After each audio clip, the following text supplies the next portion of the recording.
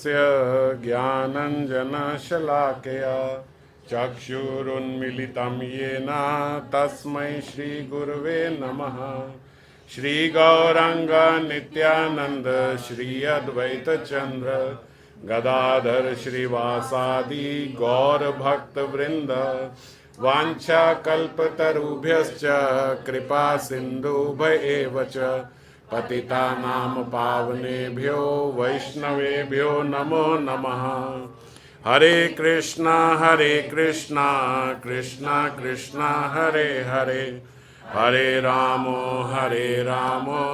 राम राम हरे हरे।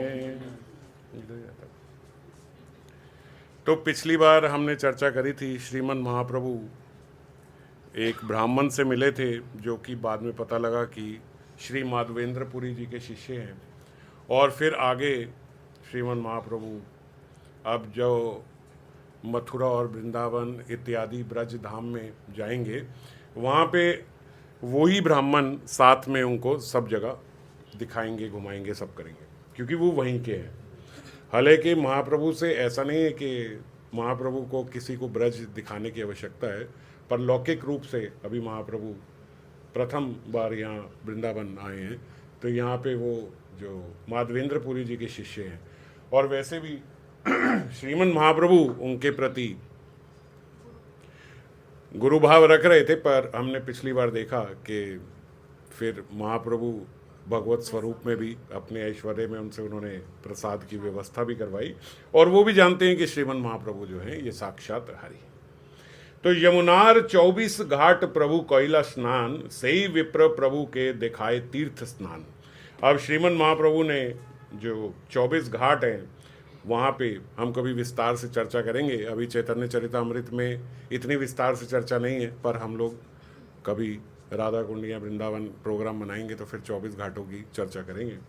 वहाँ 24 घाटों में श्रीमन महाप्रभु ने स्नान किया, और वो ब्राह्मण ने और भी इत्यादि, जैसे हम लोग आज वहाँ पे कोई गाइड मिल जाए, पंडे मिल जाए, हम लोग जाते हैं, वो हमें दिखाते हैं, ऐसे वहाँ सही विप्र प्रभु के दिखाए तीर्थ स्थान।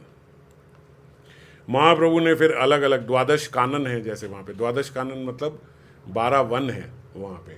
तो वो 12 कानन में महाप्रभु ने, जैसे मधुवन है, तालवन है, और कुमुद वन है, बहुल वन है, ये सारे वहाँ पे महाप्रभु ने सब दर्शन करे उन्हीं ब्राह्मण के साथ। पथे गाभी घाट चरे प्रभुर देखिया, प्रभु के बेड़ाए आशी हुंकार कोरिया। वहाँ पे गौए जो आ रही थी, जैसे ही उन्होंने, गौओं का झुंड था, उन्होंने, गौ माता ने जब प्रभु को देखा वहाँ से निकलते हुए, तो सब ने उनको वहाँ पे घेर लिया, और जोर से मुंह मुंह जैसे वो आवाज़ करती हैं गौए, वैसे आवाज़ करने लगी, हुंकार कोरिया।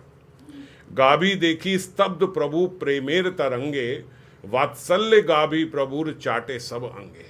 जैसे ही सब गौ माता ने वहाँ पे श्रीमन महाप्रभु को देखा, तो सब के सब उनके अंगों को चाटने लगी। जैसे एक गौ माता का वात्सल्य भाव जैसे अपने बछड़े के प्रति होता है, ऐसे ही वो सब उनको चाटने लगी प्रेम से, श्रीमन महाप्रभु को। ये महाप्रभु को देखो, जैसे हमने पिछली बार चर्चा करी थी कि केवल अपराधी जीव जो है वो नहीं जान पा रहा, बाकी पशु भी जान पा रहे हैं। चाहे वो झारखंड के पशु हो, और यहाँ पे तो फिर गौ माता, और वो भी ब्रज की। तो वो जैसे ही प्रभु को देख रहे हैं तो वो पहचान रहे हैं कि यही हमारे कन्हैया हैं, है ना। तभी तो उनको एकदम से घेर के सारे गौए वहाँ पे उन्हें चाटने लगे। मृग मृगी मुख देखी प्रभु अंगे चाटे। और तो और वहाँ पे जो हिरन जा रहे हैं, मृग, वो भी प्रभु को देख के प्रभु के अंगों को चाट रहे हैं। भय नाई करे संगे याए वाटे वाटे। वो उनसे डर नहीं रहे हैं, साथ साथ उनके जहाँ जहाँ वो चल रहे हैं वहाँ वहाँ सब साथ साथ जुड़ जा रहे हैं। अब उन्होंने गौओं का झुंड देखा वृंदावन में, तो सारी गौएं उनके साथ साथ चलने लगी, महाप्रभु के अंग चाट रही हैं अपनी जिह्वा से। और हम लोगों की ऐसी दुर्दशा है कि हम गऊ को चारा खिला रहे हो तो डर जाते हैं, नीचे फेंक देते हैं, ऐसे करके कर देते हैं कि हाथ से खिलाते भी नहीं हैं गौओं को। और गौए देखो सब वहाँ पे श्रीमन महाप्रभु कैसे चाटे, कह रहे भय नहीं कर रहे हैं। हिरन हिरनी भी सब वहाँ पे आ रही हैं, ना वो भय कर रहे हैं ना महाप्रभु, तो खैर साक्षात हरि हैं, कोई भय नहीं कर रहे। और उनके साथ साथ सब एक साथ उन्हीं के पथ पे चल रहे हैं। आगे सब मिल रहे हैं। शुक पीक भृंग प्रभुर देखी पंचम गाए। शुक पिक मतलब जो वहाँ पे तोता है, और वहाँ पे जो एक मोर नहीं, जो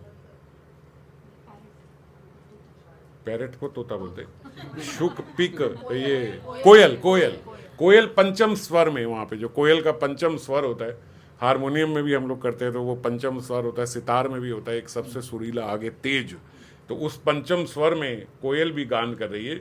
शिकीगन नृत्य करी प्रभु आगे आए, और सारे जो मोर मोरनियाँ भी हैं वो भी प्रभु के आगे आगे आके नृत्य कर रहे हैं। सब जैसे प्रभु को देखते हैं तो आगे आगे। मोर क्या होता है, मोर जैसे ही बादलों को देखता है तो अपने पंख खोल के नृत्य करने लगता है वर्षा की प्रसन्नता में कि अभी वर्षा की बूंदें आएंगी। तो ऐसे ही श्रीमन महाप्रभु हैं अभी तो गौर वर्ण में, मगर कृष्ण वर्ण को जब मोर देखा करते थे तो उनको ऐसा लगता था जैसे घने बादल आ गए। तो इसीलिए मयूर जो हैं वो कृष्ण को देख के नृत्य करने लगते थे। पर यहाँ पे पता लगता है कि मयूर जो हैं केवल उनके वर्ण को देख के उन्हें बादल नहीं समझते थे, उनके प्रेम में नाचते थे। इसीलिए चाहे वही कृष्ण आज गौर वर्ण में आ गए तो भी मयूर जो है अपने पंख खोल के उनके आसपास नृत्य कर रहे हैं। कोई ऐसा ना समझे कि ब्रज के जो पशु पक्षी हैं वो भी विवेक शून्य नहीं है, उनके भीतर भी ज्ञात है। तो प्रभु को देख के सब उनके सामने आके नृत्य करने लगे। मयूर अपने पंख खोल के। प्रभु देखी वृंदावनेर वृक्ष लता गने, अंकुर पुलक मधु अश्रु वरिश ने। उनको देख के श्रीमन महाप्रभु को जितने वहाँ के वृक्ष हैं और लताएं हैं वृंदावन की, वो भी मानो अति प्रसन्न हो गई। प्रभु देखी वृंदावनेर वृक्ष लता गने, जो वहाँ के वृक्ष लता गण हैं वो भी देख के उन्हें प्रसन्न हो गए। अंकुर पुलक मधु अश्रु वरिश ने, उनके भीतर से शहद निकलने लगा, मानो उनके रोम रोम खिल गया हो, ऐसे उनके भीतर पुष्प खिल गए, और जैसे उनके प्रेम अश्रु बह रहे हो ऐसे उनके शहद का उनका वर्षा होने लगी उनकी झाड़ियों से अश्रु की तरह। फूल फल भारी दाल पड़े प्रभु पाए, और तो और सारी की सारी टहनियाँ जो हैं उनमें अचानक एक ही साथ फल आ गए और फूल आ गए, एक ही साथ एक ही समय में, उसी समय तुरंत। जैसे ही श्रीमन महाप्रभु के दर्शन हुए वैसे ही सब डाली डाली पे फल उगाए और डाली डाली पे फूलों से भारी हो गई और डाली नीचे को आने लगी। जैसे मानो प्रभु के अगर चरण स्पर्श करने हैं तो क्या करे, तो सारा रस उन्होंने अपने फलों में डाल दिया। फल भारी हुए, फल अलग नहीं हो रहे, फल भारी हुए, फल भारी होने से लताएं नीचे हुई और प्रभु के चरणों को स्पर्श कर रही हैं। कृष्णदास कविराज कहते, बंधु देखी बंधु येन भेंट लाए आए। ऐसे जैसे मित्र अपने मित्र को देख के भेंट लेके आता है ना, तो ऐसे ही मानो सारी वृक्ष लताएं जो हैं उन्हें पता लग गया ये हमारे बंधु आ गए, हमारे मित्र, हमारे कृष्ण आ गए। तो उनको देख के जैसे एक बंधु दूसरे बंधु को, एक मित्र जब दूसरा मित्र आए तो उसके लिए भेंट लेके आता है, तो ऐसे उनके चरणों में फल लेके आए। प्रभु देखी वृंदावनेर स्थावर जंगम, आनंदित बंधु येन देखे बंधुगण। जैसे मित्र मित्र को देख के प्रसन्न भी होता है, बंधु येन देखे बंधुगण, ऐसे ही प्रभु देखी वृंदावनेर स्थावर जंगम आनंदित। सारे स्थावर जंगम जितने हैं सब आनंदित हो गए, सब प्रसन्न हो गए श्रीमन महाप्रभु को देखो। चाहे वो पशु हो, पक्षी हो, पक्षियों की भी अभी हमने चर्चा करी, पशु भी वहाँ प्रसन्न हो गए, और तो और वहाँ की लताएं और वृक्ष भी प्रसन्न हो गए। ता सबार प्रीति देखी प्रभु भावावेशी। उनकी सबकी इस प्रकार की प्रीति देखकर, उनका ऐसा प्रेम अपने प्रति देखकर प्रभु भाव आवेश में आ गए। सब शने क्रीड़ा करे हय तार वशे, और अपने आप को मानो उन्हीं को समर्पण कर दिया हो श्रीमन महाप्रभु ने। इतना प्रेम में भावावेश हो गए, उनके साथ खेलने लगे, वृक्षों के साथ खेल रहे हैं, लताओं के साथ खेल रहे हैं, और तो और पशुओं के साथ भी श्रीमन महाप्रभु क्रीड़ा करने लगे। प्रति वृक्ष लता प्रभु करेन आलिंगन, एक एक वृक्ष को जाके आलिंगन कर रहे हैं। जैसे कोई अपने मित्र से मिलता है, 4-5 दोस्त मिले हो तो सब जाके गले मिलते हैं, ऐसे जाके एक एक वृक्ष से श्रीमन महाप्रभु गले मिल रहे हैं। पुष्प आदि ध्यान करेन कृष्ण समर्पण, और वो लोग उनको कृष्ण जानकर जैसे प्रभु गले लगते तो सब रोके, जैसे जैसे सारे पुष्प और फल लगे हुए हैं, सारे प्रभु के जाते ही वहाँ पे पुष्पों की वर्षा हो जाती। जिस वृक्ष के नीचे जाके आलिंगन करते, वहाँ से पुष्प जो हैं वो झड़ने लगते। अश्रु कंप पुलक प्रेम शरीरे अस्थिरे। जब प्रभु ने ये देखा तो अश्रु कंप और पुलक, प्रभु के भीतर भी ये अष्ट विकार आने लगे। उनका शरीर जो है वो कांपने लगा, झरझर अश्रु बहने लगे और प्रसन्नता से श्रीमन महाप्रभु जोर से बोल रहे हैं, कृष्ण बोल भले ऊंची स्वरे। खुद भी जोर जोर से कृष्ण कृष्ण कर रहे हैं और सारे वृक्षों को भी बोल रहे हैं कृष्ण बोलो। और जब श्रीमन महाप्रभु बोल रहे हैं कि कृष्ण बोल, तो स्थावर जंगम मिली करे कृष्ण धावनी। सारे के सारे वृक्ष जो हैं वो भी कृष्ण कृष्ण पुकार उठे। देखने में कैसा प्रतीत होता कि जैसे श्रीमन महाप्रभु बोल रहे हैं तो वही उनकी आवाज़ इको कर रही है। पर हम ये देखते हैं कि जब अगर हम पहाड़ी में किसी में खड़े हैं, फिर तो एक बार को हो सकता है पहाड़ों में बोले तो इको होती है आवाज़, पर अब वृंदावन में जाओगे, समतल पे खड़े हो तो कैसे ऐसा होगा कि अपनी प्रतिध्वनि सुनाई दे? इको कैसे होगी? नहीं होती। पर ऐसा लग रहा है कि जैसे उन्हीं की ध्वनि इको हो रही है, पर इको नहीं हो रही है। वहाँ के सारे जो वृक्ष लताएं हैं वो भी जब प्रभु ने बोला कृष्ण बोल, तो सब कृष्ण कृष्ण कह के पुकारने लगे। वृक्षों के भीतर से भी कृष्ण कृष्ण ध्वनि आ रही है। हम लोग ये बात बस सुन भर लेते हैं, है ना, हमें कोई ज़्यादा भाव नहीं आता कि ठीक है प्रभु है, भगवान है। पर जब सामने अगर कोई व्यक्ति देखे तो हैरानी होती है कि ऐसा कैसा हो रहा है कि वृक्ष के अंदर से आवाज़ आ रही है। ऐसा कैसे हो रहा है कि अचानक सारे वृक्षों के अंदर पुष्प जो हैं वो खिल गए। अचानक सबके छोटे छोटे फल जो थे वो इतने बड़े बड़े रसीले फल हो गए। सारे वृक्षों में, सारी डालियों में फल निकलाए। और जैसे ही श्रीमन महाप्रभु डालते हैं तो सारे के सारे पुष्प जो हैं वो उससे झड़ जाते हैं। श्रीमन महाप्रभु में वर्षा होती है और प्रभु कृष्ण कृष्ण करते हैं तो सारे कृष्ण कृष्ण कह के वृक्ष भी पुकार रहे हैं।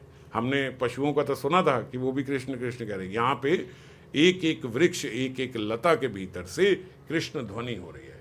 प्रभु गंभीर स्वने यही प्रतिध्वनि। प्रभु अपने गंभीर स्वर से ये बोलते हैं, तुम ऐसा प्रतीत हो रहा है कि जैसे प्रभु की ध्वनि वापस आ रही है, पर वो ध्वनि वापस नहीं आ रही। वृक्ष बोल रहे हैं, मृगेर गलाधरी प्रभु करेन रोदन। जो मृग है ना, अब जब प्रभु खुद भी अश्रु उनके बह रहे हैं, कांप रहे हैं, तो वहाँ पे क्या करते हैं, जो हिरन साथ साथ चल रहे हैं ना, हिरन की भी गर्दन पकड़ लेते हैं। जैसे प्रेम से ऐसे पीछे गर्दन पकड़ रहे हैं और उनको रो रो के बोल रहे हैं कृष्ण बोलो। और सारे जो हिरन हैं उनके भी आंखों से झरझर अश्रु बहने लगे और अश्रु बहते बहते हिरन भी जो है वो कृष्ण कृष्ण कह के पुकार रहे हैं। मृगेर पुलक अंगे अश्रु नयने। किसके? श्रीमन महाप्रभु के नहीं, मृग के। मृग के भी अश्रु निकल रहे हैं, उसके भी शरीर में पुलक आ गए हैं। और सारे वृक्ष, डाल, शुक, शारी सब वहाँ पे प्रभु के पीछे कृष्ण कृष्ण पुकारे हैं। शुक शारी का प्रभुर हाथे उड़ी पड़े, प्रभु के सुनाए कृष्णेर गुण श्लोक पढ़े। वहाँ पे जो शुक और शारी हैं, शुक शारी कौन होते हैं? श्री राधा रानी के जो तोता हैं उसको क्या बोलते हैं? शारी। और जो कृष्ण के हैं वो शुक हैं। किशोरी जी के भी शुक होते हैं, जैसे लीला शुक जो हैं, किशोरी जी के भी शुक हैं। लेकिन जनरली वहाँ पे क्या होता है, जब ऐसे करते हैं तो जो मेल पैरेट है, जो शुक है, वो कृष्ण का गान करते हैं और जो शारी है वो किशोरी जी का गान करते हैं। हाँ, वृंदावन में ऐसा क्या होता है कि उनके अपने पेट्स हैं, तो कृष्ण की तरफ से शुक आता है और किशोरी जी की तरफ से शारी आता है। वो कृष्ण का गुणगान करता है और वो आगे से राधा रानी की ग्लोरिफिकेशन करती है। वो फिर कृष्ण की ग्लोरिफिकेशन करता है और फिर वो राधा रानी की। तो ऐसे तोते और मैना आपस में एक दूसरे से बात करते हैं। अब यहाँ पे ये दोनों उड़ के अपने आप से श्रीमन महाप्रभु के हाथों पे आगे बैठ गए और श्री कृष्ण का गुणगान करने लगा। शुक जो है, शुक मुखे सुनी तबे कृष्णेर वर्णन, शारिका पढ़ाए तबे राधिका वर्णन। अब वही हो रहा है फिर से, क्या, दोनों के हाथ पे आके, प्रभु के दोनों हाथ में दोनों आके बैठ गए। यहाँ से शुक कृष्ण का वर्णन कर रहा है और यहाँ से शारी जो है वो राधिका का वर्णन कर रही है। ये ब्रज का सौंदर्य है। ब्रज में शुक और शारी, जो हम ये तो देखते हैं कि तोता जो है जल्दी से सीख जाता है और हमारी भाषा ही बोलने लगता है। तो ऐसे वहाँ पे शुक जो है वो वहाँ पे उसी की वही भाषा बोल गई। कौन सी भाषा में? संस्कृत भाषा में बोलते हैं। शुक भी संस्कृत भाषा में बोल रहे हैं और शारी भी। तो दोनों कृष्ण और राधिका का वर्णन कर रहे हैं। शारी कहे शुके कोरी परिहास, तहां सुनी प्रभुर हैला विस्मय प्रेम उल्लास। जो शारी है वो परिहास करती है शुक का, क्योंकि शुक कृष्ण को ऊपर बताता है, किशोरी जी से भी ऊपर कृष्ण को बताता है। और शारी जो है वो किशोरी जी को ऊपर बताती है। वो कहती है कि भैया ये जो है, ये वृंदावन जो है, ये यहाँ की महारानी हमारी किशोरी हैं। वो कहते हैं यहाँ के राजा हमारे कृष्ण हैं। तो इस प्रकार से दोनों एक दूसरे से परिहास जो करते हैं, आगे आगे और बड़ा सारा करते हैं। बड़ा लंबा इस पे चर्चा की हुई है। तो बड़ी लंबी चर्चा में दोनों एक दूसरे का गुणगान कर रहे हैं। और शारी जो है वो परिहास भी करती है शुक का, मानी कृष्ण गुणगान का ही परिहास करती है। ये देख के श्रीमन महाप्रभु विस्मित हो रहे हैं, हैरान हो रहे हैं, और उनके भीतर प्रेम उल्लास भी हो रहा है। राधा संगे यदि भाति तदा मदन मोहना, अन्यात विश्व मोह अपि स्वयं मदन मोहिता। ये कौन बोल रही है? ये शारी बोल रही है। संस्कृत में ये शारी बोल रही है, राधा संगे यति भाति तदा मदन मोहना। अरे तुम्हारे कन्हैया जो हैं, तुम्हारे श्याम सुंदर जो हैं, वो जब राधा रानी के संग होते हैं ना, तभी वो मदन मोहन होते हैं। मदन मोहन मतलब, मदन कौन है? साक्षात कामदेव। तो कामदेव को भी मोह ले, ऐसा उनका सौंदर्य हो जाता है श्याम सुंदर का, कि कामदेव भी मोहित हो जाए, है ना। इतने सुंदर। लेकिन वो कब होते हैं? बोले जब किशोरी जी के साथ होते हैं, तब उनका ऐसा सौंदर्य होता है। अन्यथा विश्व मोह अपि, अन्यथा अगर वो किशोरी जी के साथ नहीं है, तो ये विश्व को मोह लेने वाले कृष्ण जो हैं, ये भी स्वयं मदन मोहिता, ये भी कामदेव से मोहित हो जाते हैं। अब क्या हुआ? यहाँ पे कामदेव जीत गया। कामदेव का क्या कार्य है? जीव के भीतर काम उत्पन्न कराना, ये कामदेव का कार्य है। तो जब कृष्ण के सामने कामदेव आते हैं तो वो हार जाते हैं। क्यों? क्योंकि कन्हैया के भीतर काम उत्पन्न नहीं करा सकते, उनके साथ किशोरी जी बैठी हैं। अब जब किशोरी जी हैं तो अन्य कोई कामना कृष्ण के भीतर आती ही नहीं। जब किशोरी जी कन्हैया के साथ है तो उनको और कुछ चाहिए ही नहीं। तो जब और कुछ नहीं चाहिए तो जो कामदेव हैं वो हार जाते हैं। और वही कामदेव जब किशोरी जी संग नहीं है तब आते हैं, तब कृष्ण के भीतर किशोरी जी को पाने की इच्छा बढ़ जाती है, उनके भीतर किशोरी जी को पाने की कामना बढ़ जाती है। तो तब क्या हुआ? तब कामदेव जीत गया, है ना, क्योंकि उसने उनके भीतर कामना उत्पन्न कर दी कृष्ण के। तो इसीलिए बोलते कृष्ण अधूरे हैं। जब उनके साथ किशोरी जी नहीं है तब वो मदन मोहिता, मदन से मोहित हो जाते हैं। और जब उनके साथ किशोरी जी हैं तब मदन मोहना, तब उनका, इसीलिए उनका एक नाम है मदन मोहन, जो मदन को भी मोह ले, जो कामदेव को भी मोह ले। शुक शारी उड़ी पुनः गेला वृक्ष डाले। ऐसी सब दोनों आपस में बातें करके अब श्रीमन महाप्रभु के हाथ से उड़ के फिर वापस वृक्ष की डाली पे जाके बैठ गए। मयूरेर नृत्य प्रभु देखे कुतूहले। अब मयूर का नृत्य देख के श्रीमन महाप्रभु को बड़ा आनंद हो रहा है। और कौतूहल में मयूर कंठ देखी प्रभु कृष्ण स्मृति आइला। मयूर का कंठ कैसा होता है? नीले रंग का होता है, जो मोर की गर्दन होती है, कभी देखिए, बड़े सुंदर वर्ण होता है उसका। सिर्फ नीला भी नहीं कह सकते, जामनी भी नहीं कह सकते, है ना, बड़ा अलग सा रंग होता है वो। तो वो जो रंग होता है उसको देखकर प्रभु को कृष्ण स्मृति हो गई। प्रेमावेशे महाप्रभु भूमिते पड़िला। और जब कृष्ण स्मृति हुई तो प्रेमावेश में श्रीमन महाप्रभु भूमि पे लोटपोट होने लगे। ऐसा प्रेमावेश हो गया कि उसके बाद वहीं गिर गए। बलभद्र भट्टाचार्य जो हैं वो घबरा गए। बलभद्र भट्टाचार्य अभी आए हैं फर्स्ट टाइम श्रीमन महाप्रभु के साथ। अब जब जब वो ऐसा देखते हैं तो वो घबरा जाते हैं, है ना। हम अपने सामने अगर हम भी देखें कि भाई कोई, अब देखो हम कह रहे हैं ईश्वर है, हरि है, प्रेमावेश है, क्यों? क्योंकि हम अभी अब यहाँ से पीछे देख रहे हैं। बड़ा आसान है हमारे लिए देखना, पर प्रभु संग हो तो, और हमारी, हम कौन है? हम उनकी सेवा करने का दायित्व है हमारे पे।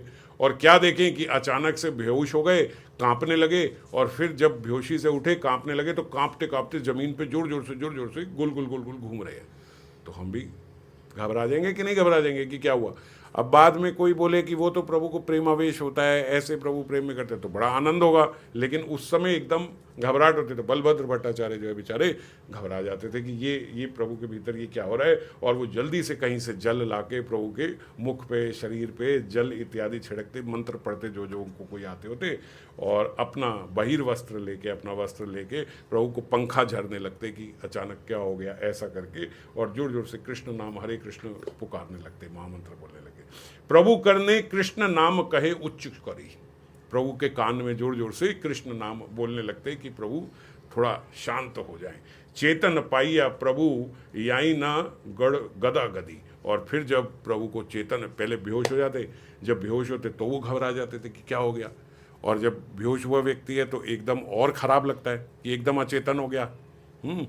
तो अचेतन अवस्था में उनको देखते तो उनके कान में जोर जोर से कृष्ण नाम बोलते, कृष्ण नाम से प्रभु को चेतना आती, तो वो चेतना आती जोर जोर से जमीन पे घूमने लगते प्रेमावेश में, क्योंकि इतना प्रेमावेश है कि पता ही नहीं है कि क्या करें। ये एक्सप्रेशन हमारे भीतर शायद अभी तक आया ही नहीं होगा, है ना। इतने प्रसन्न हम हो ही नहीं पाए इस भौतिक जगत में कभी, कि एकदम ऐसे पागल हो जाएं कि क्या करें। जब व्यक्ति बहुत प्रसन्न होता है तो उसके अंदर बहुत ऊर्जा आ जाती है। तो अभी भी हम थोड़ा थोड़ा प्रसन्न होते हैं तो हमारे अंदर ऊर्जा आ जाती है ना। तो थोड़ी प्रसन्नता में ही हमारे भीतर ऐसे, टेक्निकल लैंग्वेज में भी अगर हम देखें, टेक्निकली भी, तो ये साइंस भी है, न्यूरो साइंस भी है कि हमारे ऐसे माइंड में केमिकल रिलीज होते हैं कि जब हम प्रसन्न होते हैं तो उस समय हमारी सारी दर्द इत्यादि ये सब खत्म हो जाती है, और हम लोग प्रसन्नता में झूमते हैं। उस समय कोई दुख दर्द ध्यान नहीं आता। ये न्यूरो साइंस भी है आज की। अब जब इतनी अति दिव्य प्रसन्नता हो रही है तो क्या हो रहा है, ऐसा दिव्य उन्माद हो रहा है कि वो दिव्य उन्माद ये शरीर सहन ही नहीं कर पाता। जितना ये शरीर सुख सहन कर सकता है उससे कई गुना ज्यादा सुख आ गया। इसको उन्माद, इसको दिव्य उन्माद बोलते हैं। समझ रहे हो? मैं थोड़ा लेमन लैंग्वेज में समझा रहा हूँ कि आप समझ पाओगे क्या होता है, क्योंकि एक्सपीरियंस तो किया नहीं है, हमें अनुभव नहीं है। हमें तो इस जीवन में जितना सुख मिल सकता है उतने सुख का भी अनुभव नहीं है। हमारे तो ऐसा रोने की आदत है कि कोई सुख का अवसर हो उसमें भी हम कुछ गंदा ढूंढ लेते हैं कि ऐसे कर रहा होगा। कोई हमारे साथ अच्छा भी करे तो भी हम उसको ऐसे देखते हैं कि कोई मतलब होगा इसका, इतना अच्छा क्यों है ये मेरे साथ। हम सुखी होना ही नहीं चाहते, हम सुखी होना जानते ही नहीं है। कोई बहुत अच्छा व्यक्ति भी मिल जाए तो हम बाद में सोचते हैं कि why so good to me, क्या इसका क्या मकसद होगा, ये क्या चाहता है मुझसे, है ना। हम ऐसा सोचने लगे थे। हमारा स्वभाव हो गया दुखी रहने का। बोलना पड़ता है स्माइल प्लीज, थोड़ा हंस लो। फोटो खिंचवाने जाओ, फोटोग्राफर बोलता है भाई थोड़ा हंस ले यार, 1 सेकंड के लिए हंस ले, मैं फोटो खींच लूँ। वो भी बड़ा मुश्किल होता है, लोग हंस नहीं पाते। मैंने एक माता जी को बताया था कि भैया एक ये भी एक साइंस है कि आप बहुत दुखी रहते हो ना तो अपने दांतों में पेन दबा लो ऐसे। उससे क्या होता है, आपका नेचुरल ऐसे ही पेन दबा लो, रखो थोड़ी देर, रखना, कभी देखना, पेन दबा के रखना और ऐसे ही रखना। तो आधे घंटे बाद आपको थोड़ी खुशी होगी। पता है क्यों? क्योंकि आप अपने माइंड को थोड़ा बेवकूफ़ बना देते हो। जब ऐसे हम रहते हैं ना तो हमारे माइंड को ऐसा लगता है, हमारे ब्रेन को ऐसा सिग्नल मिलता है कि ये खुश हो रहा है, तो वो ऐसे केमिकल रिलीज करता है, डोपामिन रिलीज करता है कि भाई ये थोड़ा खुश है, तो आदमी थोड़ा ठीक हो जाता है। तो ये एक्सपेरिमेंट किया हुआ है सच में। तो अभी क्या है, अब ये सब क्यों करना पड़ रहा है कलयुग में? बेचारे खुशी नहीं होते, क्या करें, दुखी रहते, स्वभाव है दुखी रहने का। तो इसलिए ये सब चीज़ें करनी पड़ती है यार, पेन फंसा लो मुंह में यार, ऐसे रखो यार, हंसा करो। आर्टिफिशियली लोग सुबह पार्क में देखो हंसते हैं, है ना, कि यार एक थेरेपी है यार, जोर जोर से हंसा करो, क्योंकि उसके बाद तो पूरा दिन हंसोगे नहीं तुम। तो इसीलिए आर्टिफिशियल हंसना पड़ता है बेचारों को। अभी कोई ये दिन दूर नहीं है कि वो बोलते एक ऐसी गैस आया करेगी कि आप थोड़ा सा उसको ऑन करो तो आप हंसने लगोगे, लाफिंग गैस। तो यही बस आपका एक साधन होगा कि आप थोड़ा अपने आप को ठीक कर पाओ, गैस से हंस लिया करो। ये कलयुग है महाराज। तो अब हम बेचारे सुखी नहीं हो पाते, तो उन्माद और दिव्य उन्माद तो क्या बेचारे, आज से कुछ साल बाद तो कोई लोग समझ ही नहीं पाएंगे कि क्या, कैसे खुश हो जाते हो भाई तुम। ऐसा क्या है तुम्हारे पास? तो किसी को कुछ भी मिल जाए वो प्रसन्न नहीं होता, और प्रसन्न हो जाए, इस जगत का मैक्सिमम प्रसन्न हो जाए तो ही बोलते हैं उसके भीतर से सारे रोग खत्म हो जाएंगे। ये भी एक साइंस है कि यदि आप प्रसन्न हो जाओ तो आपके भीतर शरीर में जितने रोग हैं वो खत्म हो जाएंगे। लेकिन जीव बोलता है कि अभी तो रोग है तो प्रसन्न कैसे हूँ, है ना। तो वो इसलिए वो प्रसन्न नहीं हो पाता, वो रोग जा नहीं पाते। पर अब प्रसन्न हो जाए, उन्माद में आ जाए और फिर दिव्य उन्माद में आ जाए। अब दिव्य उन्माद में क्या है, ये शरीर सहन ही नहीं कर पा रहा, इतनी प्रसन्नता हो गई। हम इतने दुखी हो जाते हैं, ये शरीर इतना दुखी हो जाता है, वो सहन नहीं कर पाता तो सुसाइड कर लेता है जीव, है ना। जो जीव सुसाइड करता है क्या करता है, इतनी एंग्जाइटी हो गई, इतना दुख हो गया, इतना विषाद हो गया, वो उसका शरीर सहन नहीं कर पा रहा, मर जाता है। ये उन्माद है, बिल्कुल उससे उल्टी अवस्था है। इतना सुख इतना सुख इतना सुख हो गया कि ये शरीर सहन नहीं कर पा रहा, तो क्या होता है, जीव छलांग मारता है, जोर जोर के कूदता है, जोर जोर के कूदता है। इसीलिए हम देखें जो अष्ट सात्विक विकार में जो व्यक्ति आता है, क्या होता है, एकदम ऐसे रोंगटे खड़े हो गए, आंख से झरझर झरझर अश्रु बह रहे हैं, जोर जोर के कूद रहा है, जोर जोर के हंस रहा है, रो रहा है, कभी हंसता है कभी रोता है, इस प्रकार की अवस्था हो जाती है, क्योंकि समझ में नहीं आ रहा हाउ टू हैंडल, इतना हमारे अंदर प्रसन्नता आ जाती है। पर ये प्रसन्नता केवल भजन से ही आ सकती है, केवल भजन से, और कुछ इस जगत में ऐसा नहीं है जिससे ऐसी प्रसन्नता आ जाए। तो अगर ये उन्माद आप देखना चाहते हो, ऐसा उन्माद, तो उसके लिए पहले इस जगत का थोड़ा उन्माद कम करना होगा। इस जगत का उन्माद नहीं, इस जगत का प्रमाद इस जगत में तो प्रमाद है, मगर उस जगत में वो उन्माद हो जाता है। और अगर हम देखें कि भाई हम अपने आप से अगर एक मूल्यांकन करें कि ये आनंद हमें क्यों प्राप्त नहीं होता है, क्यों ऐसा दिव्य आनंद या कोई अनुभव हमें प्राप्त नहीं होता, तो इसके लिए हम देखें हमें भगवान की आज तक क्यों कोई अनुभूति नहीं हुई, क्योंकि हमारे भीतर ऐसी कभी व्याकुलता हुई ही नहीं है कि हमें भगवत प्राप्ति करनी है ना। केवल जानते हैं हाँ हमें करनी है, हाँ हमें करनी है, मतलब ऐसा आएगा एक दिन, ऐसा आएगा एक समय, ऐसा होगा कि मैं ना सब छोड़ के सिर्फ भजन करूँगा। ये केवल हमारे शब्दों में है कि एक दिन ऐसा करना है, पर हमारे भीतर भगवान के दर्शनों की कभी कोई व्याकुलता ऐसी नहीं है कि ऐसा हो जाए कि भगवान मिलो दिखो, अब मुझे नहीं पता, बहुत समय हो गया, अब मुझे आपको देखना है, अब मुझे आपके दर्शन करते हैं। ऐसी व्याकुलता हमारे भीतर, कोई व्याकुलता हमारे भीतर कभी नहीं आती। और अगर संसार का कोई पदार्थ चाहिए हो, अगर हमारे दिमाग में आ जाए कि मुझे ये चीज़ चाहिए, तो उसके लिए हमारी बहुत व्याकुलता होती है। संसार के पदार्थों के पीछे हम, कोई एक चीज़ हमारे दिमाग में अटक जाए कि अब ये चाहिए, तो लक्ष्य बना के जीव महीना 2 महीना 6 महीना साल 2 साल, कोई बात नहीं, 3 साल लग जाए कोई बात नहीं, मगर एक लक्ष्य बना लिया और ये चाहिए अब।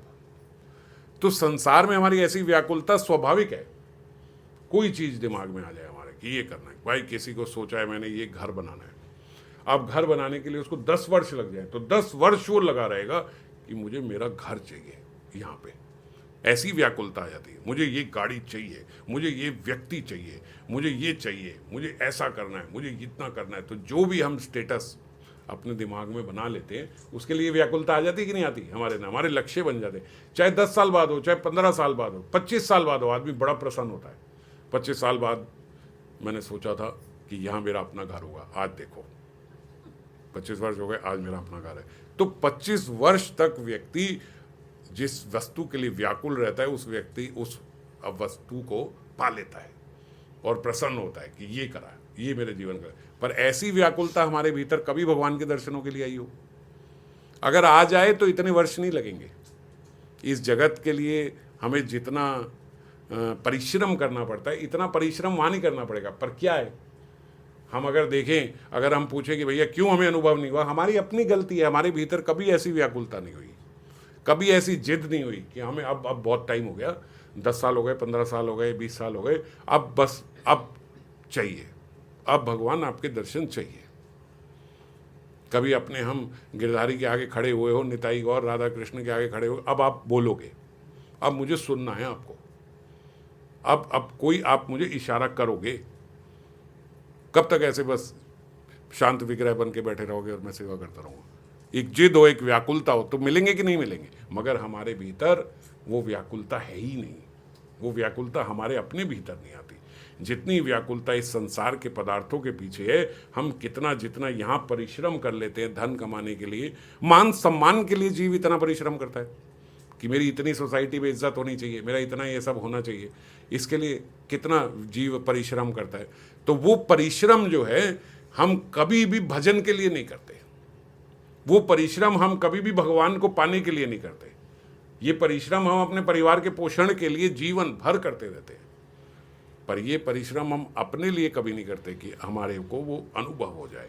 और अगर हम हृदय से सोचें तो जो परिश्रम हम संसार के लिए कर रहे हैं उसका 100वां हिस्सा भी हम भगवान के लिए वो परिश्रम नहीं करते। 1/100 भी वो परिश्रम हमने कभी भगवान के लिए नहीं किया। तो फिर कैसे हम सोचें कि भगवान मिलेंगे? भगवान कहते भैया जो तू मेरे नाम पे तो मैं तेरे काम पे, और जो तू अपने काम पे तो मैं अपने दाम पे। नाम लोगे तो तुम्हारे सारे काम मैं कर दूंगा, और तुम अपने काम ही सारे संवारने में लगे तो फिर मैं अपने दाम पे, मैं वहां पे बैठा हूं। तो कैसी व्याकुलता होनी चाहिए? बोले महात्मा कहते जितनी व्याकुलता आपको भूख लगने पे खाने के लिए होती है, यार कम से कम इतनी व्याकुलता तो भगवान के लिए कर लेते। कम से कम भूखा व्यक्ति होता है, उसको कुछ भी हो वो कहेगा यार पहले खाने को दे दो भाई, बाकी बात बाद में करेंगे, है कि नहीं? जब हमें भूख लगी हो, हमें बड़े सुबह से लेके शाम तक हम भूखे हैं और घर पहुंचे, तो क्या व्याकुलता होती है खाने की? भाई आप फटाफट से, कोई माता जी होगी वो कहेगी भाई जल्दी से कुछ फटाफट बना लूँ पहले, कोई और होगा वो अपने घर में चीखेगा चिल्लाएगा कि भाई पहले खाने को दो, जो पड़ा है वो दो, क्योंकि सुबह से शाम हो गई, भूखा घर में आए। तो आप सब अपने अपने जानते हो आपका क्या सबका होता है, जब भूख लगती है तो कैसा हमारा हाल होता है। बोले इतना भी आपके भीतर व्याकुलता, ये एक महात्मा की वाणी बता रहा हूँ, बोले इतनी व्याकुलता भी नहीं है आपके भीतर भगवान को पाने की, जितनी थोड़ा एक दिन के भूख लगने पे आपकी खाना खाने के लिए होती है। निर्जला एकादशी रखने के बाद सुबह जल लेने की व्याकुलता कैसे होती है? वो बोले इतनी व्याकुलता भी आज तक भगवान को पाने की नहीं हुई है हमारे भीतर। कम से कम यार इतनी तो कर लेते हैं कि हमारी इतनी व्याकुलता तो होती जितनी हमारी भूख प्यास में खाने और पानी के लिए होती है। ऐसी व्याकुलता से हमारा नाम जप होना चाहिए। रोज हमारा नाम जप ऐसा होना चाहिए कि रात के भूखे हैं हम, रात भर सोए, कोई नाम नहीं लिया, कुछ नहीं किया, सुबह उठे तो हमारे भीतर व्याकुलता हो कि अब भगवान का नाम लेना है। तुलसीदास जी कहते जो मोही राम लागते मीठे, तो नवरस षटरस अनरस हो जाते सब सीठे। असल बात क्या है? बोले आपको नाम मीठा लगता ही नहीं है। जो मुहे राम लागते मीठे, तो अन्य रस सब हो जाते सीठे। तब अन्य रस सब फीके हो जाते। पर क्या है, वो नाम का रस हमें मीठा लगा ही नहीं आज तक, तो फिर अन्य रस कैसे फीके लगेंगे? तो अभी क्या है, ये सब हमारी समस्या ये है कि अभी भी इतना सुनने के बावजूद कितनी चर्चा हम लोग करते हैं कि भैया ये शरीर छूट जाना है, यहाँ से हमने चले जाना है, थोड़ा सा समय रह गया है ना? और 60 वर्ष के हो गए, 70 वर्ष के हो गए, 40 हो गए, 50 हो गए, भैया ये तो किसी को नहीं पता कितनी आयु है, कोई नहीं जानता। पर कम से कम 60-70 वालों को तो श्योरिटी हो गई है कि कम ही समय रह गया। 40-50 वालों की भी उल्टी गिनती शुरू हो गई, ज़्यादा समय नहीं रह गया। तो क्या है, इस अवस्था में पहुंच के भी जब निश्चित तौर पे पता है कि भैया 20-30 वाला तो सोचे कि शायद अब हो तो कभी भी अंत सकता है, लेकिन नॉर्मली देखे वो कहते हैं भाई मेरे पास तो 40-50 साल है, चलो है। पर 40-50 वाला क्या सोच रहा है और 60-70 वाला क्या सोच रहा है? अब आपके पास तो 100 में से 100 बात यही है कि भैया कुछ ही समय रह गया है ना। फिर भी ये सब हम जानते हैं, लेकिन तब भी हमारे भीतर कितनी बातें कर ले, लेकिन हमारे भीतर व्याकुल, हमारे को इस संसार में अभी भी सुख मिल रहा है और सुख डाला हुआ है। अभी भी लगता है कि ये सुख दे सकता है। खाने के साथ अचार और चटनी जितना हमें सुख दे सकती है, जितनी हमारी मान्यता है कि ये मुझे सुख दे सकती है, उतनी भी मान्यता हमारी भगवत नाम में नहीं है कि भगवान नाम हमें इससे ज्यादा सुख दे सकता है। क्या स्तर पे हम लोग भगवत नाम कर रहे हैं, सोच के देखो। प्रसाद चाहिए, ठंडा नहीं गर्म चाहिए। गर्मी में मर रहे हो तब भी चाय चाहिए। उबल रहा हो ये संसार 50 डिग्री में, आपको भैया 60 डिग्री की चाय चाहिए। ऐसी अवस्था हमारी हो गई। इतनी भी व्याकुलता हमारी हरि के लिए नहीं है। कहीं भी हम जाएं, हम चाय पीने वाला ढूंढ लेता, भैया चाय पहले यहां से पी लूं फिर बाकी सब करेंगे। महाराज कितनी व्याकुलता, इतनी व्याकुलता। बताओ चाय के लिए अचार लोग आदमी साथ लेके जाता है, भैया कहीं भी जा रहा हूँ, कहीं खाना खाऊंगा, अचार की डिब्बी मेरे साथ होनी चाहिए, मेरे को अचार की आदत है। महाराज वृंदावन लेके आते हैं लोग कि भैया लंगर जब खा रहे होंगे तो वहाँ से अपना थोड़ा अचार मिर्चा निकाली, भैया ये साथ में खाएंगे। शुरू शुरू में हम लोग जब जाते थे ना, हम भी वो लिमका विमका के बोतलें छुपा के लेके जाते थे। जब वो बट रहा होगा तो हम अपनी लिमका निकाल के गिलास में डाल के वो पी लेंगे। बहुत हालत खराब है। ऐसी व्याकुलता हमारी नाम के लिए नहीं है, इतनी भी नहीं है, मतलब ऐसी क्या, इतनी भी नहीं है कि नहीं? इतनी भी हमारी व्याकुलता श्री हरि के लिए नहीं है। अगर इतनी भी बोलते आपकी नाम के लिए हो जाए तो धीरे धीरे आपका कल्याण होना शुरू हो जाए। तो इससे हमें पता लगता है, एक पैरामीटर है, एक थर्मामीटर है कि यार ये देखो, ये है हमारा नापतोल कि कितनी वैल्यू। और फिर हम कहते हैं यार नाम जो है हम तो इतना कर रहे हैं, इतना जप रहे हैं, कुछ भी नहीं हो रहा।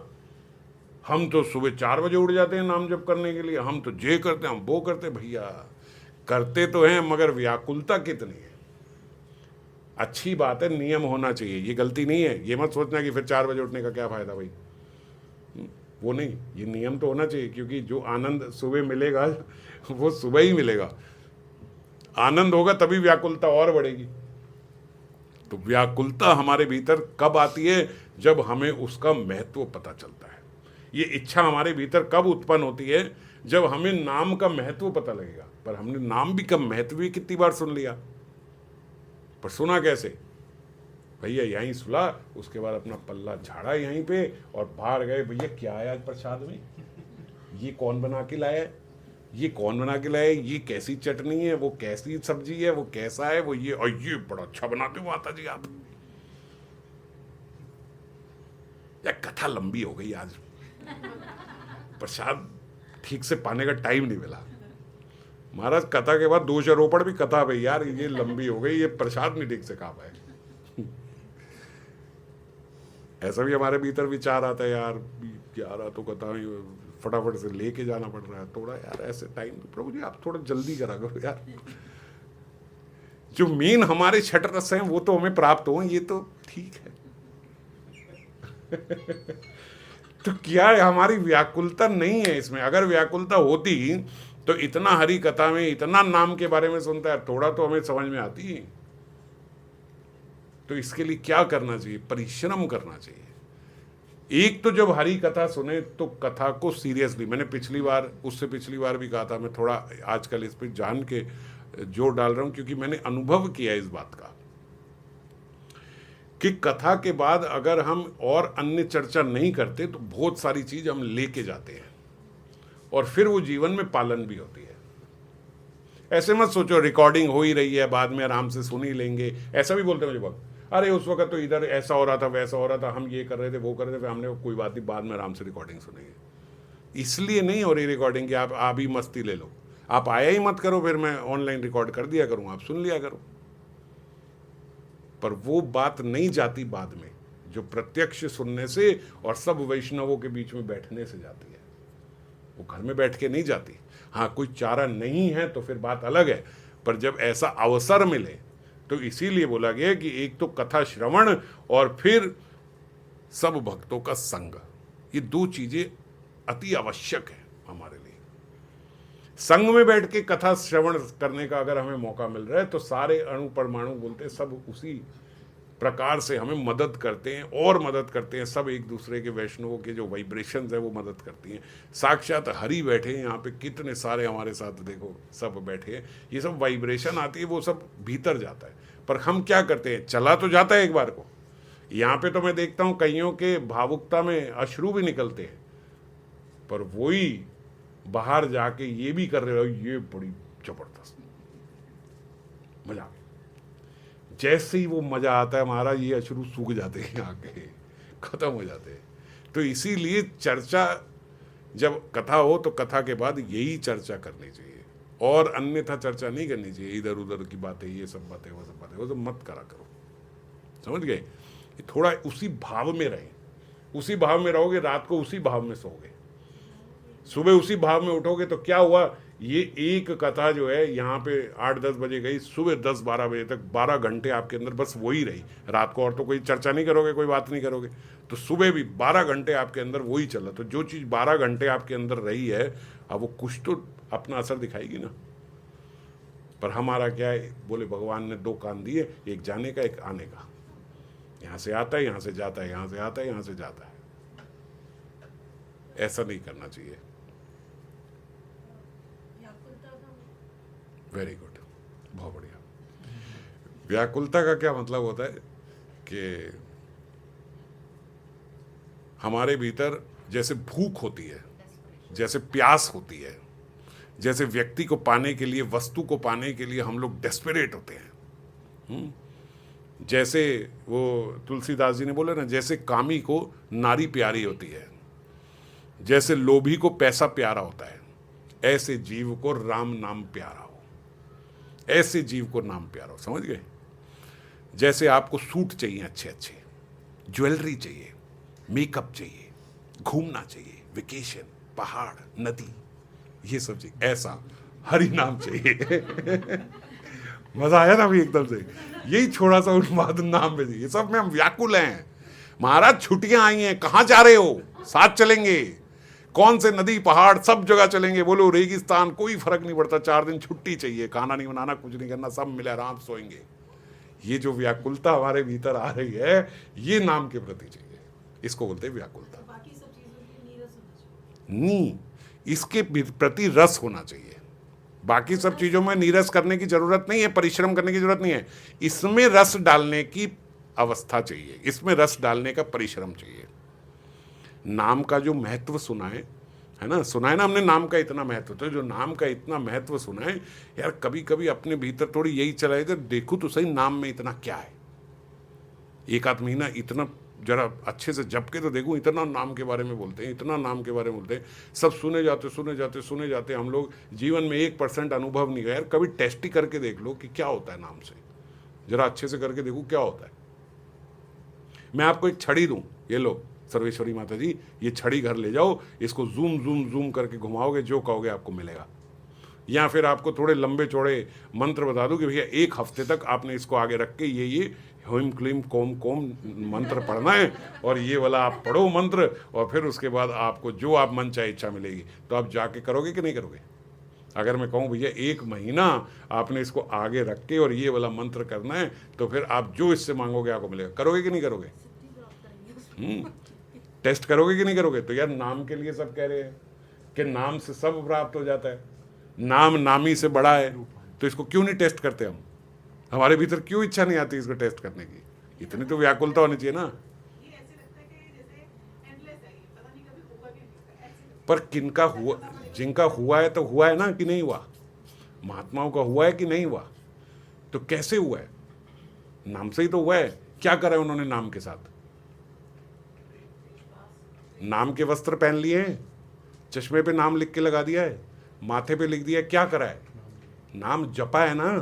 प्रेम कैसे हुआ है? वही मुख है, वही माला है, वही नाम है, सब वही किया ना। कुछ ऐसा तो नहीं है कि उन्होंने कुछ ऐसा एक्स्ट्रा किया, भैया उनकी माला में कुछ ज़्यादा खास बात है, वो 2 लाख की माला है, हमारे पास तो 200 वाली माला है। ऐसा तो कुछ नहीं है, नहीं?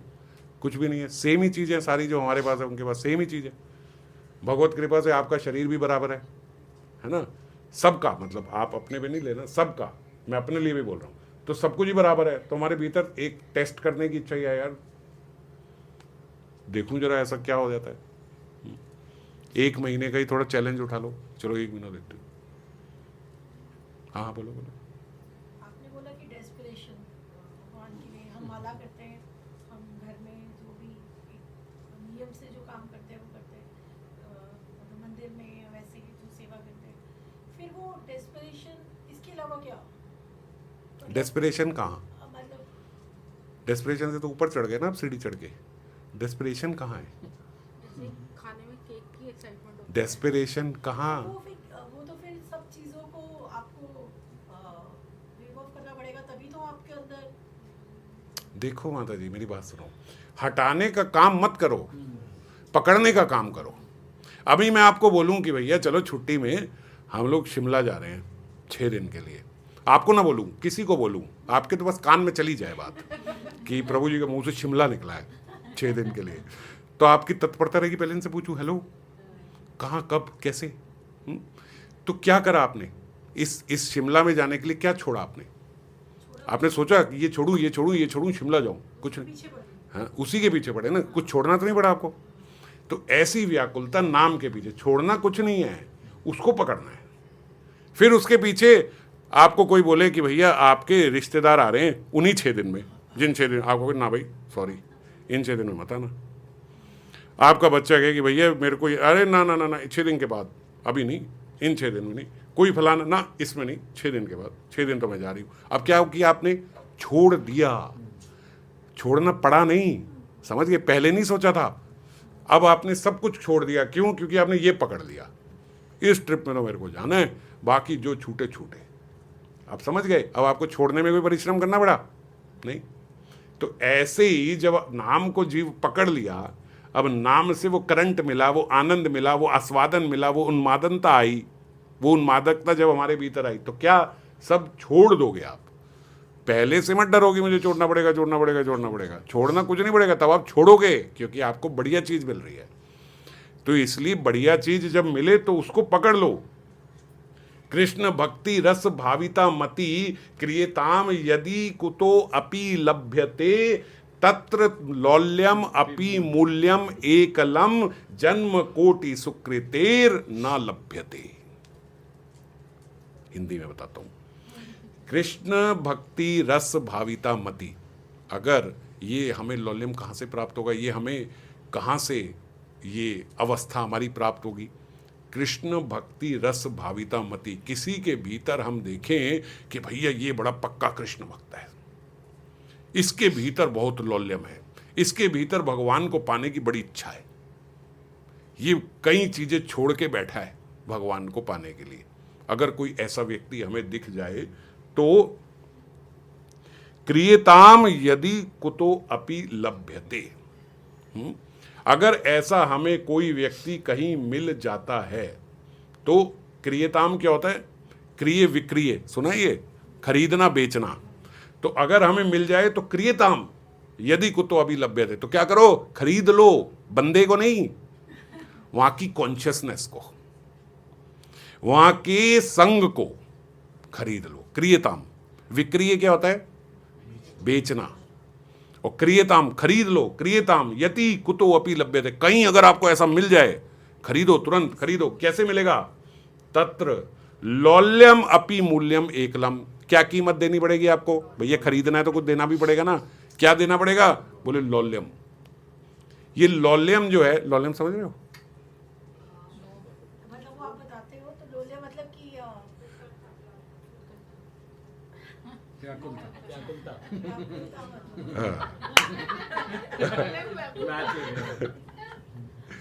लौल्यम किसी भी चीज को पाने की तीव्र इच्छा को लौल्यम बोलते हैं। जैसे लालची व्यक्ति को होता है, वहीं से लौल्यम आया है। लोभी व्यक्ति को जैसा होता है, ऐसा साधारण आदमी का है, भाई मिली मिली, नहीं मिली कोई बात नहीं, चलो जाने दो, ये वस्तु नहीं मिली दूसरी वस्तु से काम चला लेंगे। लालची व्यक्ति कहता नहीं यही चाहिए, है ना। तो ऐसे को बोलते लौल्यम, लोभी, लोभ। तो लौल्यम अपि मूल्यम एकलम, केवल उसको लेने का, क्रियताम उसको खरीदने की एक ही वस्तु है कि आपके भीतर वो लौल्यम होना चाहिए, और जन्म कोटि सुकृति न लभ्यते। और बाकी आप कहो मैं अपने जीवन के सारे पुण्य दे दूं, मैं इस जन्म के दे दूं, मैं पिछले जन्म के दे दूं, तो भी नहीं मिलेगी।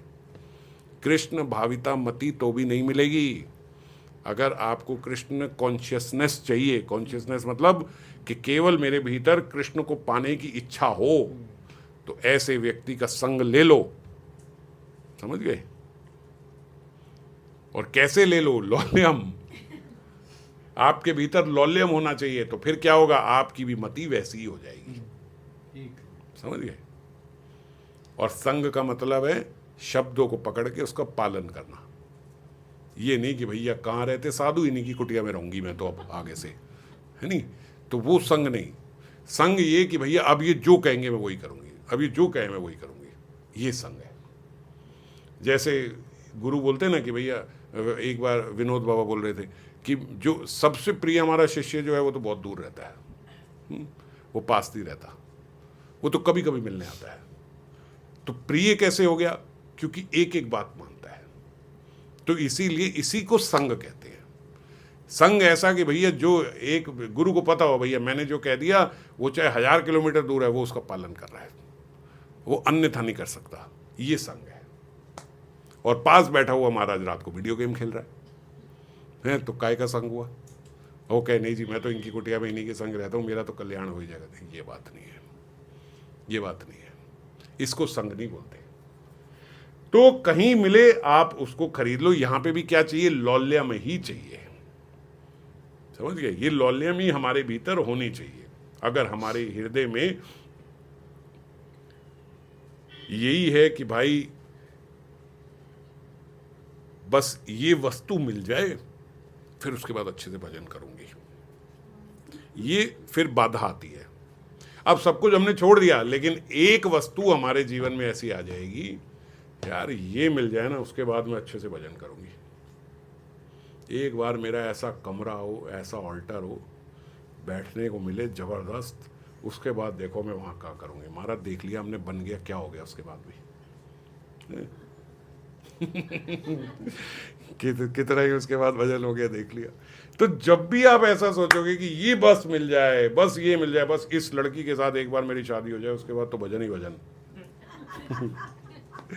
ये व्यक्ति मिल जाए मेरे को, ये वस्तु मिल जाए मुझे, बस ऐसा मेरा हो जाए, बस एक बार कमरे में एसी लग जाने तो उसके बाद मैंने ठाकुर जी के लिए, अपने लिए नहीं, ये मत सोचना, गलत बात मत सोचना, ऑल्टर में लगाना ठाकुर जी के लिए, उसके बाद बस वहां पे भजन ही भजन होएगा, उसके बाद और कुछ नहीं होगा। भैया सब लग गया, सब देख लिया, सब कुछ देख लिया मैंने, ये सारी बातें अलग अलग वैष्णवों की अलग अलग जगह पे देख ली, अभी वहीं के वहीं है। थोड़ा सा भजन कम हो गया क्योंकि इतना परिश्रम जो किया ये सब बनाने में करने में, उस समय भजन कम हुआ, वो आज तक उतना ही नहीं हो पाया जितने पे ये बात सोची थी तो जब भी हम ये सोचे कि बस ये मिल जाए, ये मिल जाए, फिर उसके बाद करेंगे, तो समझ लो भगवान और भक्ति अभी आपसे कोसों दूर है। अभी आपने उस व्यक्ति, उस वस्तु को भगवान से ऊपर माना हुआ है कि नहीं? आप कहते हो पहले ये मिले फिर वो करूंगी, तो वस्तु कौन सी श्रेष्ठ हुई? जो आपको पहले चाहिए। लॉजिकली समझ रहे हो हम कितना ठगे जाते हैं? जब हम ये कहते हैं कि ये पहले मिल जाए फिर उसके बाद में भजन करोगी, तो फिर वो वस्तु भगवान से पहले आ गई ना, वो वस्तु भक्ति से ऊपर हो गई ना। बस आप ये करो फिर देखो कितना भजन करती हूँ मैं।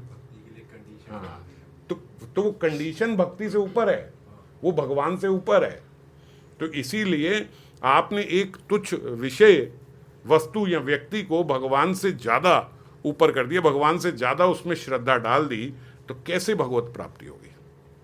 भगवान उनको मिलते हैं जो अपने भीतर ये भाव रखते हैं कि भैया मुझे कुछ नहीं चाहिए, ये मिले ना मिले भक्ति तो करनी है, मुझे भजन करना चाहिए, आए चाहे ना आए। तुम आओ वेरी गुड, तुम नहीं आओ एक्सीलेंट, भजन ही करना है। आते तो बाधा हो जाती है। कोई व्यक्ति, वस्तु, जो आदमी सोचे कि बस ये आ जाए तो मैं भजन करूंगा, मेरी बात पक्का पक्का पक्का अपने गले बांध लो, वो व्यक्ति या वस्तु आने के बाद आपका भजन कम ही होगा, ज्यादा नहीं होगा। क्यों? क्योंकि आपने उसको भगवान से ऊपर श्रद्धा दे दी, तो वो व्यक्ति आपका नाश ही करेगी, भजन का बढ़ाएगी नहीं कभी। ये लॉजिकली बात मैं आपको बता रहा हूं। जिसमें आप भगवान से ऊपर श्रद्धा डाल दोगे, वो चीज प्राप्त होने पे पहले ही आपने उसका हरि बोल कर दिया, उसमें श्रद्धा भगवान से ऊपर डाल दी। अब वो वस्तु को अपने साथ रखोगे, अब उसका संग हुआ या कुसंग हुआ? और कुसंग करने के बाद क्या भजन बढ़ेगा? तो इसीलिए जीवन में कभी ये मत सोचो कि बस ये हो जाए, ये मन ठगता है भगवान के नाम पे। ठाकुर जी आपके लिए बड़ा घर हो जाए, ठाकुर जी आपके लिए अपना अलग कमरा हो जाए, ठाकुर जी आपके लिए एसी हो जाए, हमारा किसी को कुछ नहीं चाहिए। हमने पिछली बार रैदास जी की चर्चा करी थी, कहाँ बैठे हैं ठाकुर जी? आनंद ले रहे हैं। कौन से एसी में बैठे हैं? कौन सा ऑल्टर में बैठे हैं? हाँ, पैरों के बीच में। बताओ, हाथ भी नहीं, पैरों के बीच में बैठे, वहां में भी आनंद आ रहा है उनको। तो भगवान को क्या चाहिए था? चमड़ा घिसा जा रहा है, चाकू घिसे जा रहे हैं, उन्हें उसमें भी आनंद आ रहा है। वही है भगवान हमारे पास भी, सेम। और वो ब्राह्मण जो ले गया, भैया मलाई लगाऊंगा, मक्खन लगाऊंगा, 56 भोग लगाऊंगा, वहां को कहा तो वहीं छोड़ दे भाई मेरे को। तो इसीलिए अगर आप कोई भी व्यक्ति, वस्तु, कुछ भी सोचते हो कि ये मिलने के बाद सही भजन होगा, तो वो मिलने के बाद भजन तो नहीं होगा, कम होगा। अगर अभी भी कोई ऐसी गलती कर दी है तो भी अब वो बात ठाकुर जी से माफी मांग के ये छोड़ो, मुझे भजन करना है बस। आप चाहिए हो। दुर्योधन और अर्जुन दोनों गए। दुर्योधन ने कहा सेना दे दो, फिर देखो। अर्जुन ने क्या, आप लड़ो ना लड़ो, आप चाहिए हो बस। ये बोला कि नहीं बोला अर्जुन ने? यही कंडीशन हमारी होती है ना, तो मैंने क्या कहा था, अगर हम वहां होते ना हम दुर्योधन होते 100%। अभी भी देख लो, हम भगवान को चाहते हैं। ये तो एक जगह सुन रहा था एक कथा, एक संत का वो बता रहे थे, वो भी आगे एक संत का बता रहे थे कि भैया उनका इतना सुंदर भाव है, कहते अर्जुन तो भगवान को भी पाने नहीं गया था। दुर्योधन और अर्जुन दोनों गए थे। दुर्योधन को आप सब जानते ही हो, दुर्योधन ने सेना ले ली। भगवान ने कहा मैं तो कहीं लड़ूंगा नहीं, कुछ नहीं करूंगा, जिसकी भी साइड रहूंगा बस निहत्था रहूंगा और युद्ध नहीं करूंगा, कुछ नहीं करूंगा, बस देख लो किसको मुझे लेना है, किसको सेना लेनी है। तो दुर्योधन ने तो सेना ले ली, वो तो चला गया। अर्जुन को बोला भैया तुम मुझे चाहते हो? बोले असल बात बताऊं तो मैं आपको भी मांगने नहीं आया था, मैं तो अपने आप को आपको समर्पित करने आया था। मैं आपको लेके क्या करूंगा भैया, मैं आपको ले लूंगा तो आपकी सारी टेक केयर मुझे करनी पड़ेगी। आपकी कौन टेक केयर कर सकता है यार? अगर कृष्ण को मैं लेके आऊंगा तो मुझे देखना पड़ेगा कृष्ण ने खाना खाया कि नहीं खाया, कृष्ण ने ठीक से सोए कि नहीं सोए, इनको रथ के ऊपर बिठाओ भैया, हम इन्हें लेके आए, होगा कि नहीं होगा? अगर हम किसी को लेके आएंगे तो उसको सारथी बनाएंगे। तू आजा, तू मेरी साइड आ जाओ रिक्वेस्ट करके, और बाद में क्या कहेंगे, ड्राइवर बन जाओ। ऐसे तो नहीं करेंगे किसी के साथ।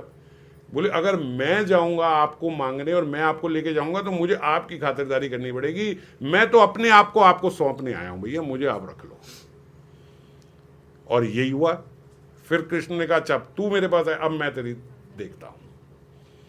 सारा युद्ध वो देख रहे हैं, सारी तरकीब वो बता रहे हैं, सारे प्लानिंग वो कर रहे हैं, सब कर रहे हैं। दुर्योधन ने तीर निकाल लिए, भैया कल ये 5 तीर दे दिए भीष्म पितामह को, ये मारे जाएंगे। टेंशन इतनी हो रही है, अर्जुन वहां पे सो रहा है। केवल मजाक नहीं, सत्य बात है। कृष्ण गए कहाँ है? बोले सो रहे हैं। बोले वहां तुम्हें नहीं पता कि दुर्योधन ने वो 5 तीर निकलवा लिए और भीष्म पितामह को दे दिए कि भैया इन 5 तीरों से कल ये 5 पांडव मारे जाएंगे, और भीष्म पितामह ने भी प्रतिज्ञा कर ली है। समझ नहीं आ रही तुम्हें? पता नहीं है क्या? द्रौपदी कह रही पता है। तो कह रहे फिर? तो बोले सोएंगे तो सही ना पूरे दिन के यार जागे हुए। बोले तो सोना ही रह जाएगा, तीर निकाल लिए कल के बाद। बोले ये नहीं हो सकता, आप हो ना, आपके होते ये नहीं हो सकता। ऐसे ही जब राम लक्ष्मण जी गए ना, तो लक्ष्मण जी को वो शक्ति मारी, मूर्छित हो गए। हनुमान जी गए वो लेने संजीवनी जड़ी बूटी, वो संजीवनी लेने गए। वहाँ अयोध्या के ऊपर से जा रहे थे, भरत जी ने कहा भैया एक वानर इतना बड़ा पहाड़ लेके जा रहे, हो ना हो हमारे भाई के लिए संकट होगा ये। उन्होंने तीर मार के हनुमान जी को नीचे गिरा दिया, भरत जी ने। हनुमान जी बड़ी बड़ी पीड़ा में, भाई भरत जी का तीर है, कोई छोटा मोटा तो है नहीं। हनुमान जी ने कहा यार मुझे जल्दी भेज दो वहाँ लक्ष्मण जी को, अगर सूर्य उदय हो गया तो फिर उसके बाद मैं लक्ष्मण जी के प्राणों की रखे। भरत जी की हालत खराब हो गई कि मैंने इन्हें तीर मार दिया वहाँ। ये तो लक्ष्मण जी की सारी बात बताई, लक्ष्मण जी को ऐसे ऐसे हो गया। भरत जी ने तुरंत उनको राम जी का नाम लेके उनके शरीर पे हाथ फेरा, एकदम हनुमान जी दुरुस्त हो गए। अब वहीं पे उर्मिला भी थी, लक्ष्मण जी की पत्नी। लक्ष्मण जी उनको बोल के गए थे भैया मेरे पीछे रोना नहीं, ठीक है, तुम केवल माताओं की सेवा में लगी रहना। तो ऐसा आता है, अब राम कथा जब करेंगे तो विस्तार से करेंगे, ऐसा आता है कि 14 वर्ष उर्मिला रोई नहीं, उनकी आंख से अश्रु नहीं गिरे। क्यों? क्योंकि लक्ष्मण जी बोल के गए थे कि तुमने रोना नहीं है, सेवा करनी है। जब अब हनुमान जी ने बताया कि लक्ष्मण तो ऐसे मूर्छित पड़े हैं और राम जी की गोद में सिर रख के ऐसे लेटे हुए हैं, मुझे तुरंत ये लेके जानी है। अगर मेरे जाने से पहले सूर्य उदय हो गया तो लक्ष्मण के प्राण बच नहीं पाएंगे। अब ये उर्मिला सुनेगी तो क्या हाल होगा? उर्मिला मुस्कुरा रही है। जाओ। भरत जी कह रहे हैं उर्मिला तुम्हें ये बात सुन के भय नहीं लग रहा, डर नहीं लग रहा, रोना नहीं आ रहा? हनुमान जी भी उनको देख के हैरान हो रहे हैं कि कोई ऐसे, इनको डर नहीं लग रहा, इनको कुछ नहीं हो रहा। तो हनुमान जी को वो क्या कहती उर्मिला, आपने मुझे अभी अभी कहा ना कि राम जी की गोद में सर रख के लेटे हुए हैं, तो जब राम जी की गोद में सर रख के लेटे हैं तो कुछ होने दे रहे हैं क्या राम जी उन्हें? अरे इतना मुझे पूरा विश्वास है कुछ नहीं होगा उन्हें, आराम से जाओ हनुमान। भरत जी जल्दी जल्दी करे, जल्दी पहुंचो जल्दी पहुंचो। हनुमान जी को भी जल्दी है कि भैया कहीं सूर्योदय ना हो जाए। और उर्मिला जी क्या कह रही हैं, आराम से जाओ, कोई चिंता ना करो, कुछ नहीं होगा उन्हें, वो राम जी की गोद में लेटे। ये विश्वास होना चाहिए, और यही विश्वास अर्जुन को था। क्या बात हो गई माता जी, ऐसी अवस्था आ गई यार आपकी, यार चुन्नी लेके हवा कर रही है यार माता जी एसी में बैठ के। जय हो, जय हो, कमाल है यार ये। मैं देख रहा हूँ यार क्या हो रहा है यार, लोग ठंड से कह रहे पंखा बंद कर दो, एसी हल्का कर दो, चुन्नी लेके हवा कर रही है यार, ऐसी हालत हो गई है। मैं तो हर क्षण देख रहा हूँ माता जी, आप सामने ही बैठे हो, आप में से कई लोग मुझे देख रहे हो ना देख रहे हो, मुझे तो सभी दिख रहे हो।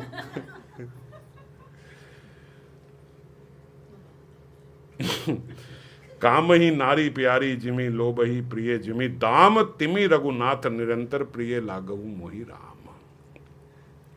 जो व्याकुलता एसी के भीतर बैठ के भी हवा करने की हो रही है यार, इतनी राम जी के पीछे हो जाए व्याकुलता तो भगवत प्राप्ति ना हो जाए, इतनी भी व्याकुलता नहीं है हमारे भीतर यार।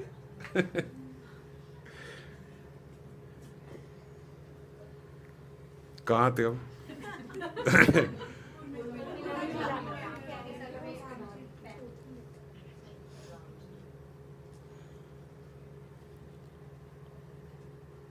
हाँ, तो मैं ये कह रहा था, तो भगवान को पाने की हमारे भीतर कोई व्याकुलता नहीं है, भगवान से पाने के लिए हम लोग लगे। और यदि हम भगवान से कुछ पाना चाहते हैं तो उस कुछ को हम भगवान से ऊपर जानते हैं। इसका मतलब अगर आप भगवान के पास जाके भगवान को नहीं वस्तु को मांग रहे हो, दुर्योधन ने कृष्ण को नहीं सेना को मांग लिया, इससे क्या पता लगता है कि कोई भगवत बुद्धि नहीं है उसकी, भगवान से कोई प्रेम नहीं है उसको सिर्फ पदार्थ चाहिए। यही तो था दुर्योधन।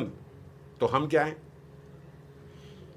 हम ऐसा सोचते हैं ना भाई, हम भी अगर वहां होते तो ऑब्वियसली कृष्ण को ही मांगते। नो, ऑब्वियसली आप कृष्ण को नहीं मांगते क्योंकि आप आज तक कृष्ण को नहीं मांग रहे हो। जो दुर्योधन ने किया हम वही कार्य कर रहे हैं। हम भी पदार्थी मांग रहे हैं भगवान के पास जाके, ये दे दो ये दे दो ये दे दो। वो भी भगवान के पास गया, वहां ने सेना मांग ली, ये दे दो। आप तो चलो कोई बात नहीं, फिर आप कुछ नहीं कर रहे हो तो भाई के पास रह लो। तो हमें भी, हमारी भी अवस्था बिल्कुल वैसी है, हमारे भीतर व्याकुलता नहीं है, इसीलिए हमारे अंदर ये कोई अनुभव नहीं है, इसीलिए हमारे अंदर सुख नहीं है, इसीलिए हमारे अंदर चैन नहीं है। नहीं है, क्यों नहीं है? हर समय हम लोग घबराए रहते हैं। क्यों घबराए रहते हैं भैया? महात्मा संत तो छोड़ो, छोटे छोटे साधक भी है ना, गर्मी में जब कथा सुन रहे होते हैं तो उस समय भूल जाते हैं गर्मी सर्दी भूख प्यास। कितनी देर के लिए? 1 घंटे के लिए जो कथा सुन रहे हो, 1 घंटा भूल जाते हैं यार भूख प्यास। छोटे छोटे साधक, नए नए नवीन साधक 1 घंटे के लिए। बड़ी बात तो नहीं है? बड़ी बात है हमारे लिए, बहुत बड़ी बात। 1 घंटा प्यास नहीं लगेगी। देखो कितने लोग बोतल उठा उठा के पानी पीते हैं यहाँ पे 1 घंटे के बीच में ही, एसी पंखा सब चला के, हवा भी करते हैं। आज तो नई बात पता लगी मुझे, इस स्तर तक पहुंच गए हैं। आगे से भैया पंखे भी रख दिया करो यहाँ पे कि ये भी कर लिया करो ये बीच में। क्या है ये, क्या है ये हमारा मन जो है ना वो चैन नहीं पा रहा है, बस उसमें चैन नहीं है, शांति नहीं है। जिस उन्माद की हम, सुख की हम बात कर रहे हैं ना, वो दूर दूर तक कहीं नहीं है। मैंने एक बार पीछे भी बताया था ना, क्या होगा?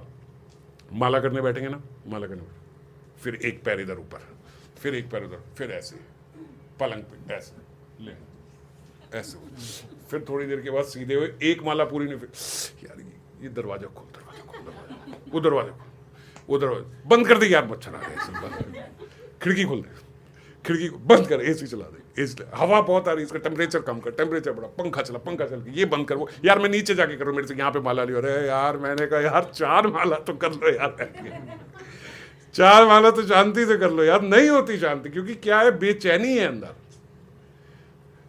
जितना जिस मात्रा में भजन होगा उस मात्रा में स्थिरता आएगी, और जितना विषय भरा होगा उतनी चंचलता, उतनी बेचैनी।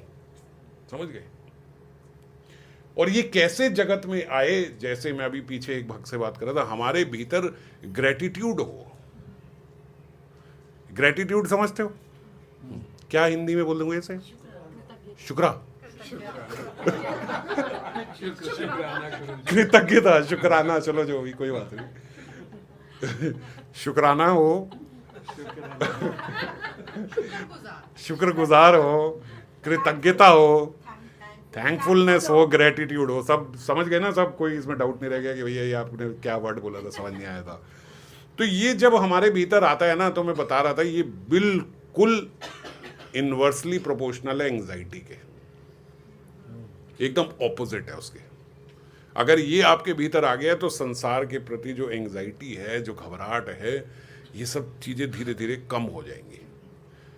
अब आजकल क्या है, हमारे भीतर किसी की चीज का भी ग्रेटिट्यूड नहीं है। क्या नहीं है ना, मेरी बुद्धि वहीं दौड़ रही है। इसको साइकोलॉजी में बोलते हैं मिसिंग टाइल सिंड्रोम। सारा घर चकाचक बना हुआ है, एक टाइल नहीं है, तो तुरंत आप जाते हुए, यार ये मन्नू माता जी को देख के मेरे को बहुत बार ये मिसिंग टाइल सिंड्रोम याद आता है। यार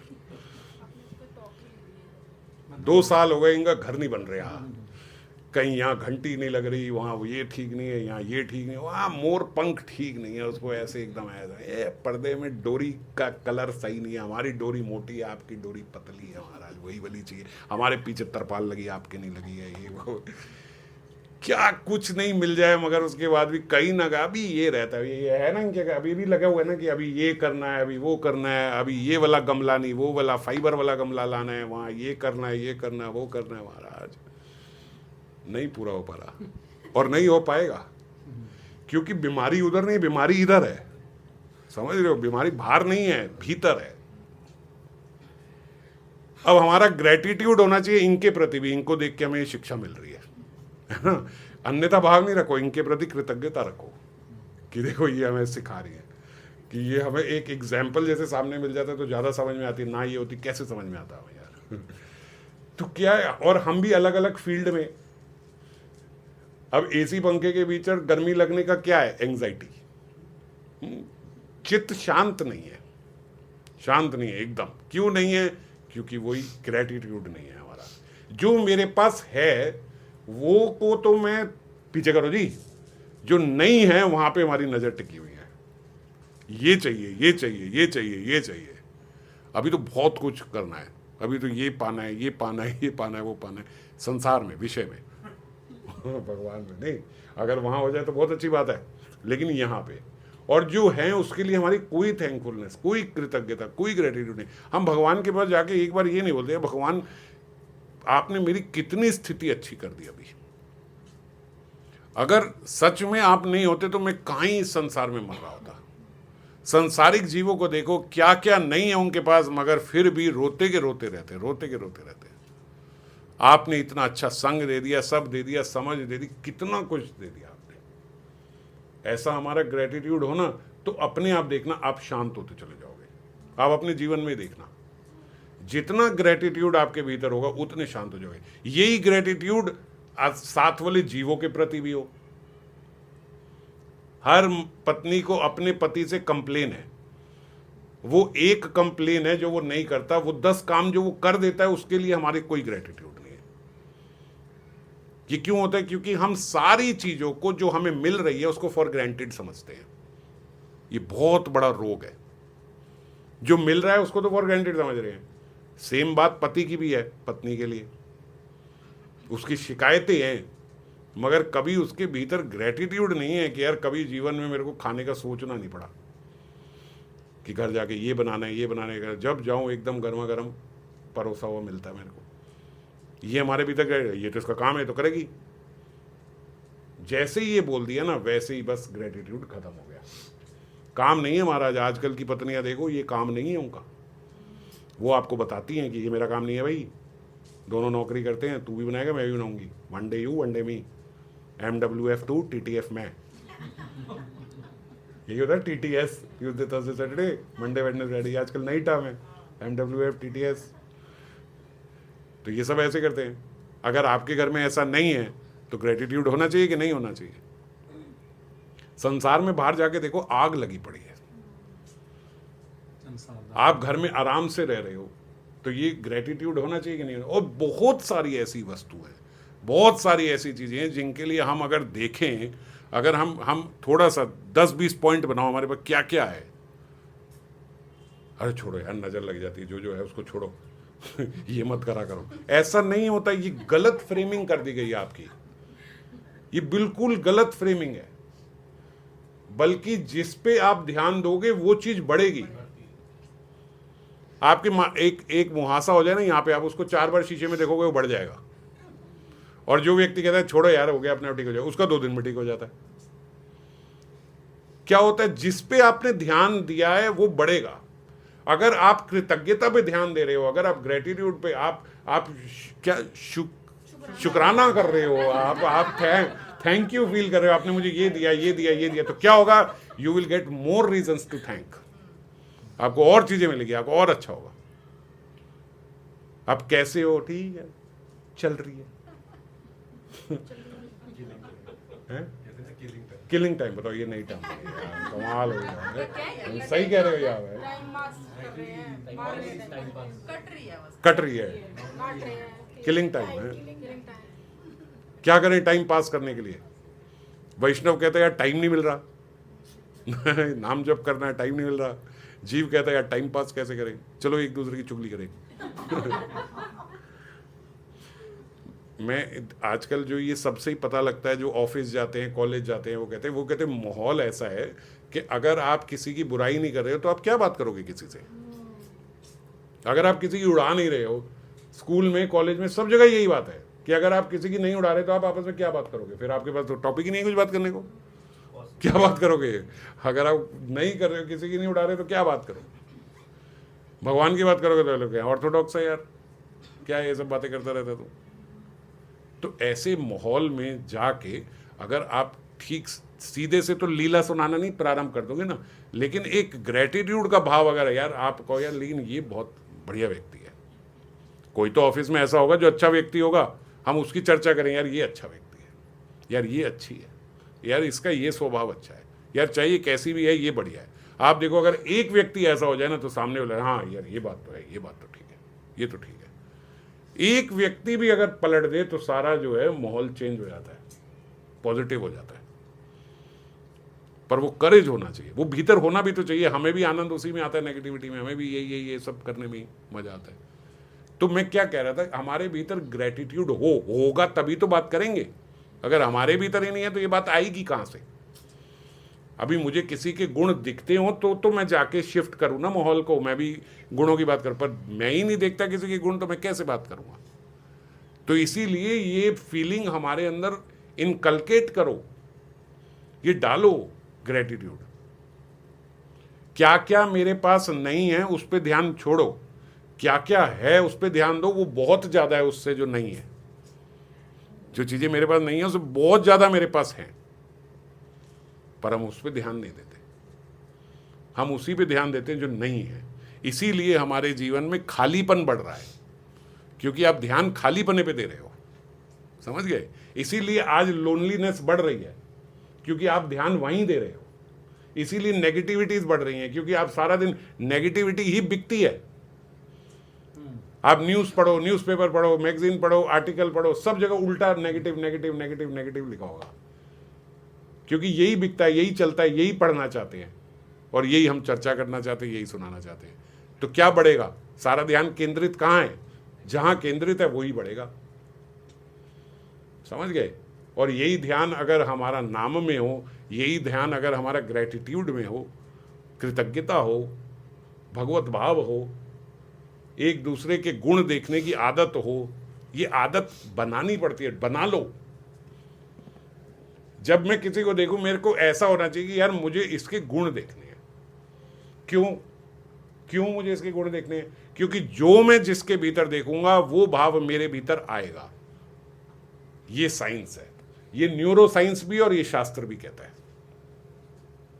आज की मॉडर्न साइंस भी ये बात मानने लगी है,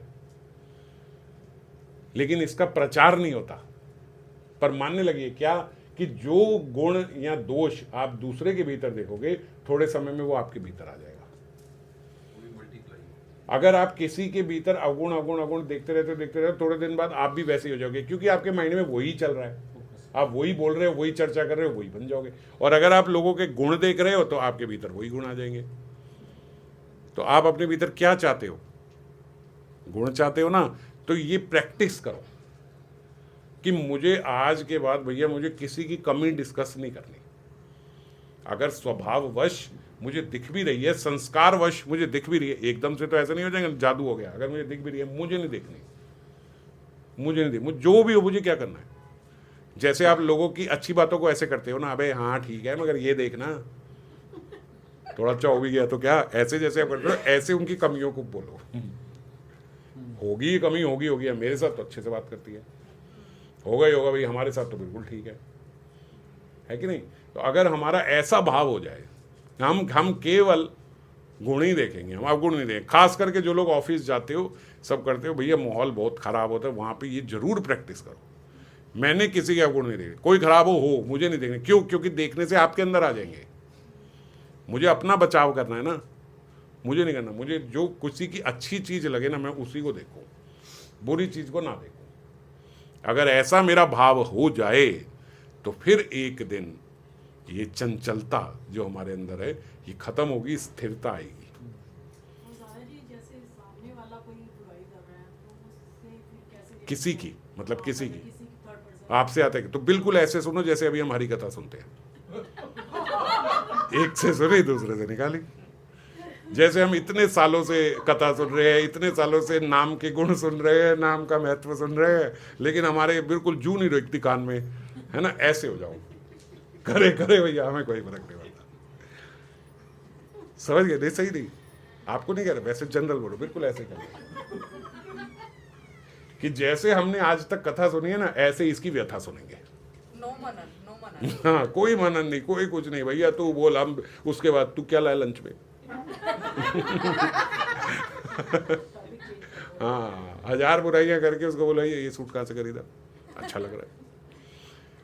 आप किसी भी माता को, कोई लड़की आपसे, औरत हो, कोई भी हो, कोई ये कर रही हो, कुछ भी कर रही हो, आपको यार तो लग अच्छी रही है, वाह, उसने सब छोड़ के इसी पे आ जाना है, वाह यही बात करो और बाकी बातें छोड़।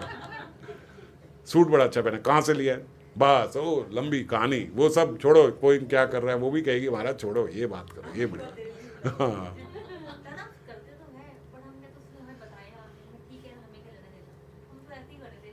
हम 4 बोलने के बाद कहते हैं हमें क्या लेना देना। हाँ, बात तो सही है, और सुन भी लेंगे, जरा बोल लेने देते 5 मिनट, जरा मुझे भी पता लग जाए, फिर उसके बाद मुझे क्या लेना देना। हाँ,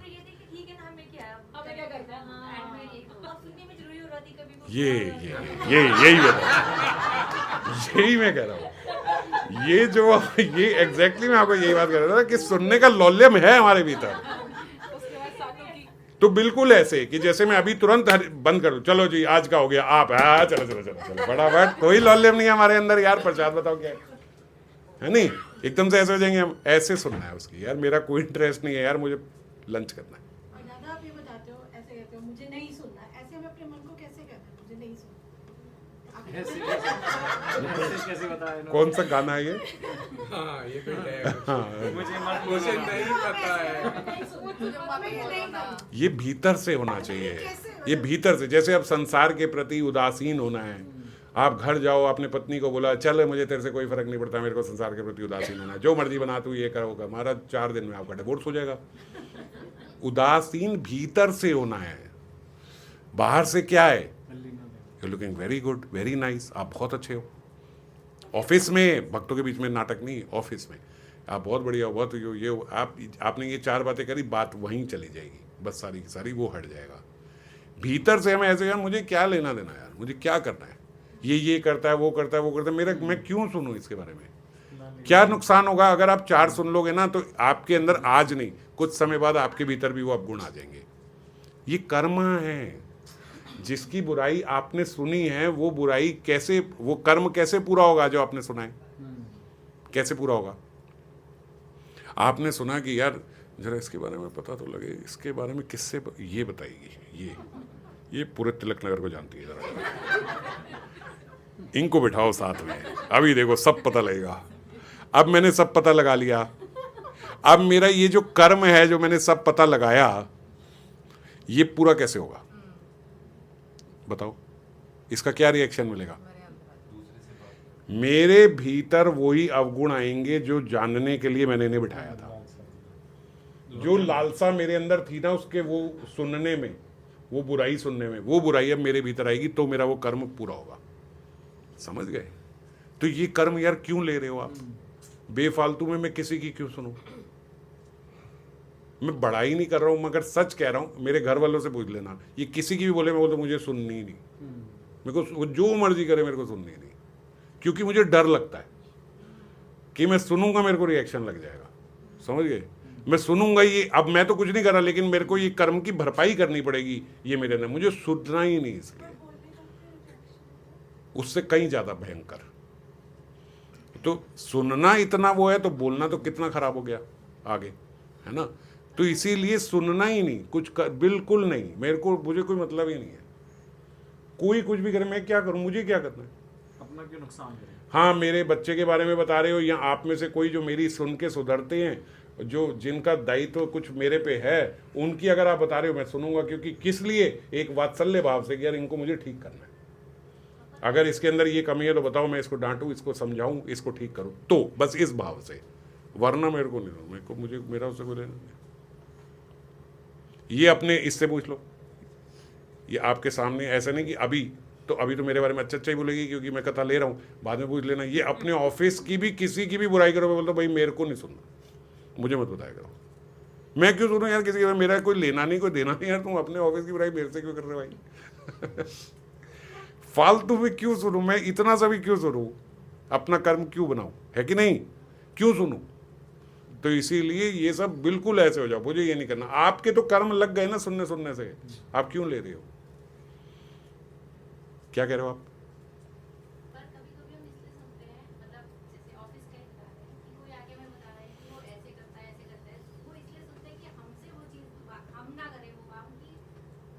तो बात में भी फिर बोले कि तुम भी तो वही करते हो जो वो करते हैं। तो उनसे सुन के कि हम उस चीज़ को हम ना करें, इसलिए भी कभी-कभी वो सुनने का। हाँ, ये हम सब अपने भीतर जानते हैं। अगर ऐसा कोई नेक भाव है आपका, कभी, ये तो रेयरली आएगा ना। नहीं, तो ऐसे वो ये कि अब ऑफिस में बैठे हैं, हाँ, सीट पे हम हैं, उससे पहले कोई और था, तो वो आके बोलता है कि ये वो होता था और ऐसे हो रहा था, तो हम इसलिए हाँ, और सुनते हैं कि कल को कोई मेरे बारे में भी ना बोले, तो वो तो ठीक है। एक्साइटमेंट में सुनते हैं कि वो अच्छा और बता।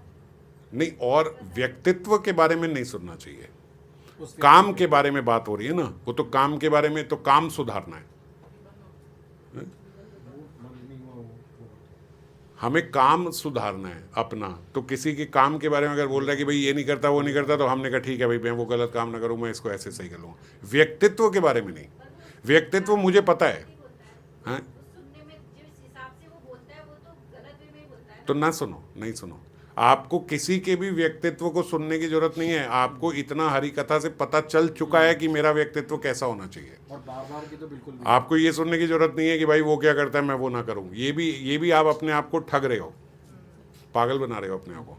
मन जो है ना, वो कई तरीकों से पागल बना रहे हैं। मैं कहता रहा हूँ, सब कुछ जो कर रहे हैं भगवान के लिए कर रहे हैं, अपने लिए नहीं चाहिए, इनके लिए चाहिए, इनके लिए नहीं चाहिए। ये सब मन पागल बनाता है। ये मैं इसलिए सुन रही हूँ क्योंकि कहीं मेरे से ऐसे गलती ना हो जाए। We become very generous. ऐसा नहीं है। मुझे क्या करना है और क्या नहीं करना है मुझे पता है।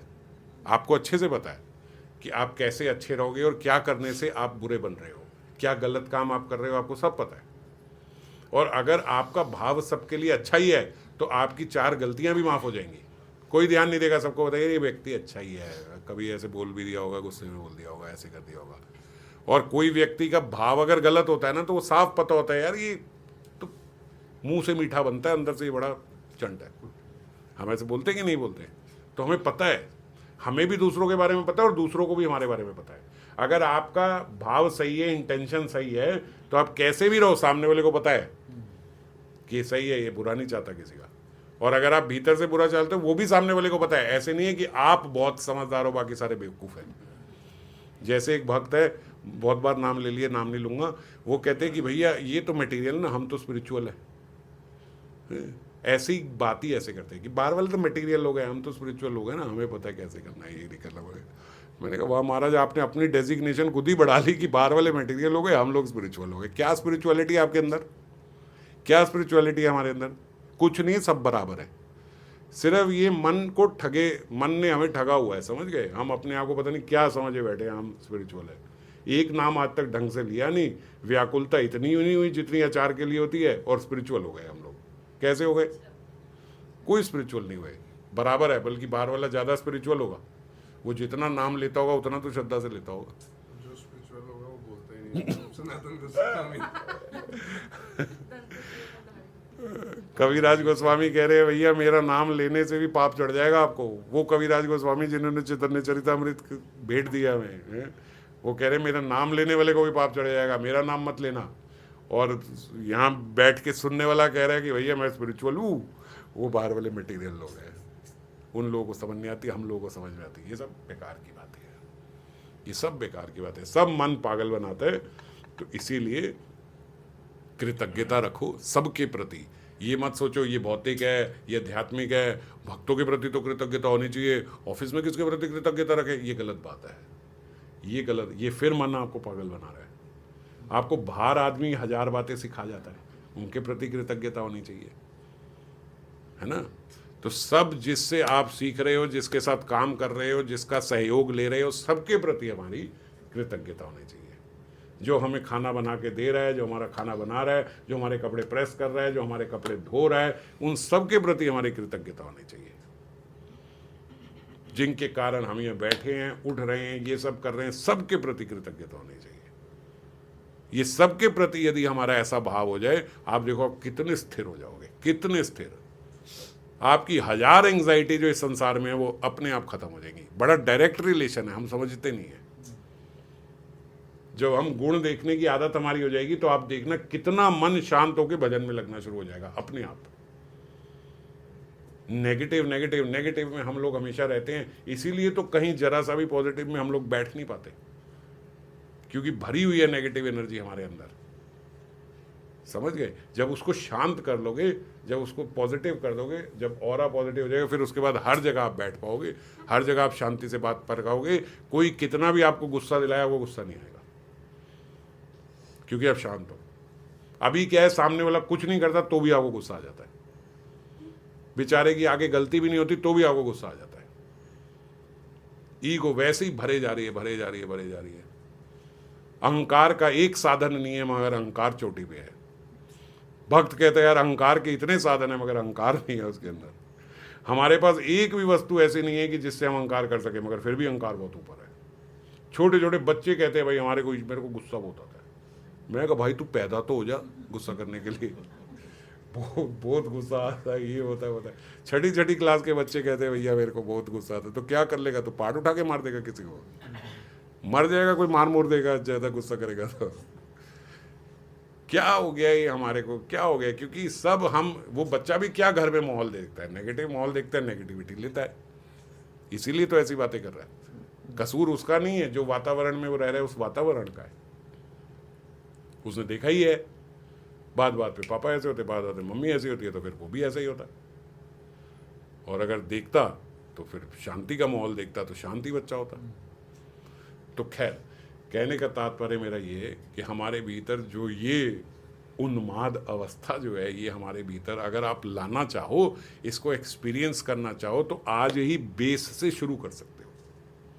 क्या करना हमें? एक तो नाम के प्रति थोड़ी व्याकुलता हो, वो लाने के लिए पॉजिटिव ऑरा हो, वो लाने के लिए हमारा ग्रेटिट्यूड भाव हो, वो लाने के लिए हम दूसरे के अवगुण ना देखें। यहाँ इतनी छोटे से शुरुआत हो सकती है। किसी के अवगुण नहीं देखने, मेरे से किसी के फालतू बारे में बात नहीं करनी है। मैं नहीं कह रहा हूँ, आप सबको ऐसा कहना है। किसी, मुझे कोई लेना देना नहीं है दुनिया में, कोई क्या बुरा काम कर रहा है मुझे उससे कोई मतलब नहीं है। अगर आपका उससे मतलब नहीं है तो मैं क्यों सुनूं? मेरा क्या लेना? अबे तेरे बारे में बोल रहा था, अबे बोल देने दे, मेरे बारे में बोल देने दे। तुझे नहीं पता वो तेरे बारे में क्या बोलता है। ये बोलते ही हम पागल। तू बैठा इधर आ, क्या बोल रहा है? कोई ये बोले मुझे ट्रिगर नहीं होना, कोई कुछ भी बोलता रहे मेरे बारे में, मुझे क्या फर्क पड़ता है? जब मुझे आके बोलेगा तब देखेंगे, तू अभी शांत रहे, जो मर्जी बोल लेंगे। अगर आप ऐसे हो गए ना, अगर कोई सच में भी आपके बारे में बोल रहा होगा, 1-2 हफ्ते के अंदर उसका भाव बदल जाएगा आपके प्रति। वो कौन सा पत्थर की लकीर लेके आया कि भैया मैंने ये सोच लिया, मैं यही सोचूंगा इसके बारे में, बदल जाते भाव, अच्छे के बुरे हो जाते, बुरे के अच्छे हो जाते हैं, है ना। तो अगर आप ऐसे हो, बोल रहे हैं कोई बात नहीं, मुझे ये भी नहीं सुनना कौन बोल रहा है, मुझे ये भी नहीं सुनना क्या बोल रहा है, बोल लेने दे। अगर आपका ऐसा भाव होगा, मैं लिख के दे सकता हूं कुछ समय के अंदर वो आपके बारे में अच्छा बोलेगा, अगर आपका ऐसा भाव होगा तो। ये आजमाया हुआ है। आप नहीं किसी की बुराई कर रहे हो, नहीं किसी की सुन रहे हो, कोई आपकी नहीं कर सकता, कोई नहीं कर सकता, कोई नहीं कर सकता। शास्त्र विदित बात है, ये झुठलाई नहीं जा सकती। कोई इसीलिए करता है क्योंकि आप करो ना करो, आप सुनने में इंटरेस्ट रखते हो दूसरों की, तो कोई कर सकता है। अगर आप सुनने में इंटरेस्ट नहीं रखते, आप बोलने में इंटरेस्ट नहीं रखते किसी के बारे में, आपकी कोई बुराई नहीं कर सकता, कोई नहीं कर सकता। चैलेंज देके कहता हूं, कोई नहीं कर सकता।